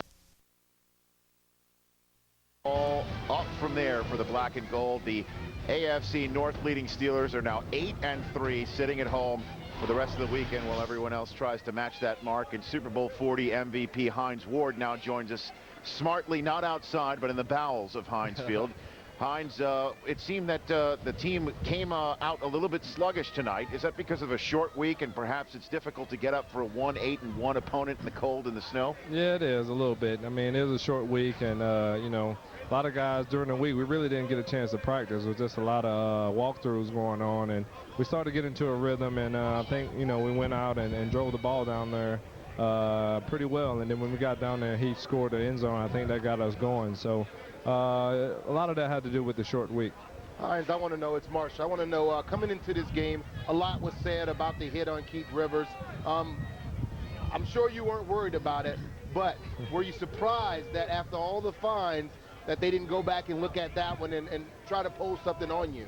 I don't know. I mean, you can't play this game scared. I mean, every week there's somebody, some defensive player don't like me, and they're trying to knock the smile off my face every time. But this is part of football. You know, just like I told Santonio, you got to hit them before they hit you. And you know, Croc got a good hit on Santonio. It was a legal hit, but you know, I try to preach to my guys. That's why, you know, I go after the defensive backs the way I do, because, you know, if they get the situation like that, they're going to try to knock my head off as well. Hey, Hines, this is Prime, man. I've been very critical of your quarterback the prior 3 games. His last 2, he's been pretty consistent. What's been the difference of Big Ben in the last 2 games? You know what? He's just a hard-nosed guy. He don't really, you know, worry about the game. I mean, put the blame on his shoulders and challenge himself to go out and get better, and he's done that. You know, with the win over San Diego and the win today. I mean, considering he threw the ball very well, considering the weather conditions, and you know, we as receiver, we could have helped him out on a couple of balls, but I think we're heading in the right direction. That's what we need to do going to the latter part of the season. Hines Mariucci here. Playing in the wind and the snow, how difficult was it to throw the ball to the outside to the wide receivers on the sideline? You don't see many attempts. No. Huh? You know what? The wind kind of swirls in our stadium, and it doesn't help when you have little snow flurries, you know, going into your eye as 2 well. games in a row now, huh? Yeah, it is. But you know, that's Pittsburgh. That's what we're about. That's why it's really hard to throw the ball during the latter part of the season. But I think Mewelde Moore came in and did a phenomenal job and gave us a little spark going. You know, we started to drive the ball and started to pound it, use the clock, and we made plays in the passing game when we had to. Hey, Hines, Warren here. With the #1 rated defense and that offense, are y'all going to run the ball like y'all should, or y'all going to put Brand in these situations in this bad weather to go out and throw the ball and throw these sliders that he's talking about throwing, and you guys got to catch it? Yeah, you're right. We definitely got to work on our running game. There's no question about that, especially, you know, getting closer to the playoffs and later in the latter part of the season, because I always said, you know, to win the championship, you have to be able to run the ball effectively, and to have a #1 defense in all of NFL is definitely a plus offensively for us. So I think if we can go out there and complement each other that way, control the clock, run the ball with a great defense, and make some plays, some splash plays in the passing game, we'll be fine. Hines, up next, you've got a visit to the New England Patriots. You're quite familiar with that opponent. We saw them last week on NFL Network against the Jets. At quarterback, Matt Castle seems much improved. And then you got the Cowboys right here after that. Two very tough opponents in a row. What do you think this team needs to do to tighten up and to improve? What area do you think needs to improve to compete with those teams? I think we just need to execute. You know, I think driving the ball down into the red zone, we don't have a problem doing that. I just think we're not finishing plays, and it's just a matter of not having all 11 guys on the same page. And as of late, you know, we struggled in the red zone because we have 10 guys on one play, on one page, and the one guy was off the page. So we definitely got to concentrate and focus on a little bit in the red zone area so we can put up touchdowns rather than field goals. And if we do that, and the way our defense is playing, we'll be fine. And we're just taking it one game at a time, and we know we got the hardest schedule, but to be 8-3 right now, we're happy with where we're at. And you talked about that, the hardest schedule. You guys are pretty much going through the meat and potatoes of that schedule, and right now you find yourself sitting in a good position. What do you tell your teammates? You guys are going to have some time off to rest up and get ready for New England and then Dallas. What do you say? How do you keep it sharp? Just get away. Just get away from the ball. I mean, get away from football and heal up and come back focused, because like you say, we do have the hardest schedule in the league, but I only think it's going to help us grow and help us in the long run because we're playing great playoff teams, and I think every game from here on out is kind of like a playoff. I mean, New England, the Cowboys, Baltimore, Tennessee, and then Cleveland at the end of the year. So that team's definitely going to help us out, you know, during the playoffs if we get into that stretch. Where are you going to get your mind away from football now? I'm going to Atlanta. I'm going to go lay in bed and watch cartoons and watch. I'm going to watch Warren, see if he can win that Dancing with the Stars. I need your vote. I need your vote, baby. I got it. I'm texting in every time, man. Yeah, get the dirty vote for me, too. Well, Hines, keep your head on a swivel with our producer, Andy Gregg, right there. He's like 7 feet tall. He can catch you when you're not looking. I see him behind me. All right, very good. That's Hines Ward, again, the Super Bowl MVP of the last Pittsburgh Steelers Super Bowl, hoping to get one for the thumb there. Joining us here on NFL Network after a big Thursday night win. The Steelers, how far do you think they can go? How far does this team go, Well, Marshall? Defensively, they look like they can go, I mean, as far